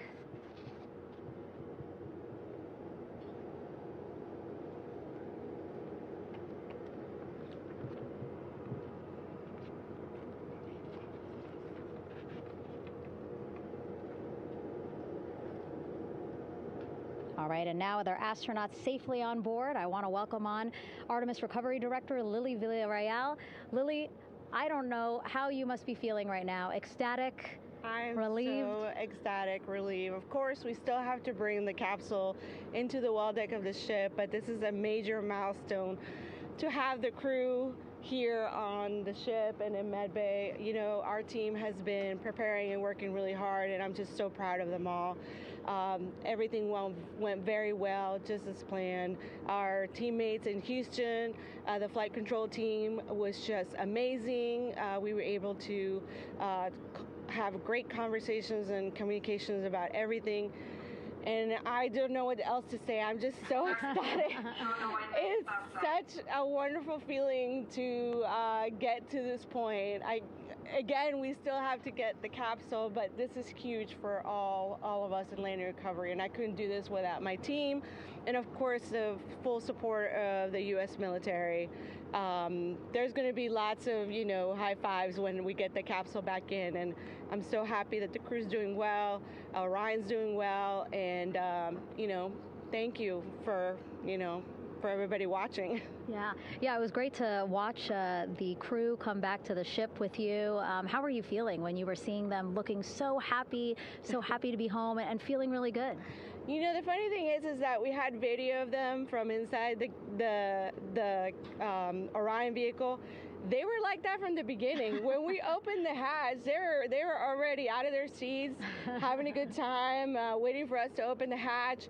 And they opened the hatch, and of course we did the first medical assessment. Everybody was doing very well, and they were just having such a great time with the medical team that was inside the capsule. I think they were all taking selfies with the phones that they have, probably talking about what they saw, and it was just smiles all around. They were having such a great time. And then we put them on the front porch when we were ready to put them on the front porch. And again, you could see they were just so ecstatic to be home and talking to everybody. So we were very happy to see all of that in the control room of the LFOC. How remarkable is that? Again, if we think about their journey, the 695,000-mile journey around the moon and back, coming back at 30 times faster than the speed of sound. I mean, how remarkable is that they are in such good spirits? I mean, this is an amazing crew. I think you guys have seen it for the past 10 days. They're wonderful people, and we're so happy that they brought us along on that ride. And I can't wait to see all the additional videos and pictures that they have that, we'll get a hold of now that they're back on the ground. And I can't wait to hear how, a little more than what we saw on the press briefings from the crew about what they saw. It's just fantastic. Some of my favorite people around this 10 days was the science team and how excited they were. And so this is exactly how we feel in the landing recovery team when the science team went, oh my goodness, when they heard all the discussions about the moon. This is exactly how we feel now in the landing recovery team. We're so ecstatic. Yeah. Again, we have to recover the capsule. I want to make sure we don't forget about our Orion. Lily's all about business. She's thinking about what's next. But yeah, speaking of these 10 days, I mean, we have been along for the journey with them, live with them 24/7 for 10 days, and just really seeing the engagement that we've gotten from around the world. What do you hope people take away from this mission? I think that's fantastic. So, my story was that I went to the Kennedy Space Center. I was born in Colombia. I was 10 years old when we moved to the United States, but when I was 7, my family took me to the visitor center, and that's when I learned about Apollo. And we went to the moon, and I learned about astronauts, and that story was what really fueled me to want to do STEM and want to be an astronaut. And I think that this Artemis program is going to do exactly what, what girls, my age back then is 7, young people right now, girls and even like young men, obviously. But we want to empower people to know that you can do this, right? If you want to come and work for NASA, if I did it, they can do it. And Artemis program is just going to inspire everybody. And I'm so happy about that. Yeah. Like Apollo inspired me. Thank you so much, Lily. Really appreciate you being here. As you said, still a lot of work to do. 5 to 6 more hours to recover Orion that's still out in the water. So I'll let you get back to it. But you had beautiful words to say again. We hope that this inspires people. We hope that you come and join us at NASA and accomplish great things with us in the future. Back to you, Rob. Thank you, Megan, and safe sailing out there in the Pacific. Here in Mission Control, it is now all quiet. The team of flight controllers and all their support personnel have left the room to enjoy the aftermath of a textbook touchdown by Integrity that splashed down in the Pacific right on target to complete this historic flyby of the moon, the Artemis II mission. With that, we'll wrap up our coverage for the night and point you to a post-splashdown news conference in 15 minutes at 9:35 p.m. Central Time, 10:35 p.m. Eastern Time, where managers will discuss the return of the Integrity spacecraft and the completion of the Artemis II mission. With that, we'll wrap up our coverage for this evening and historic mission in the history books. This is Mission Control Houston.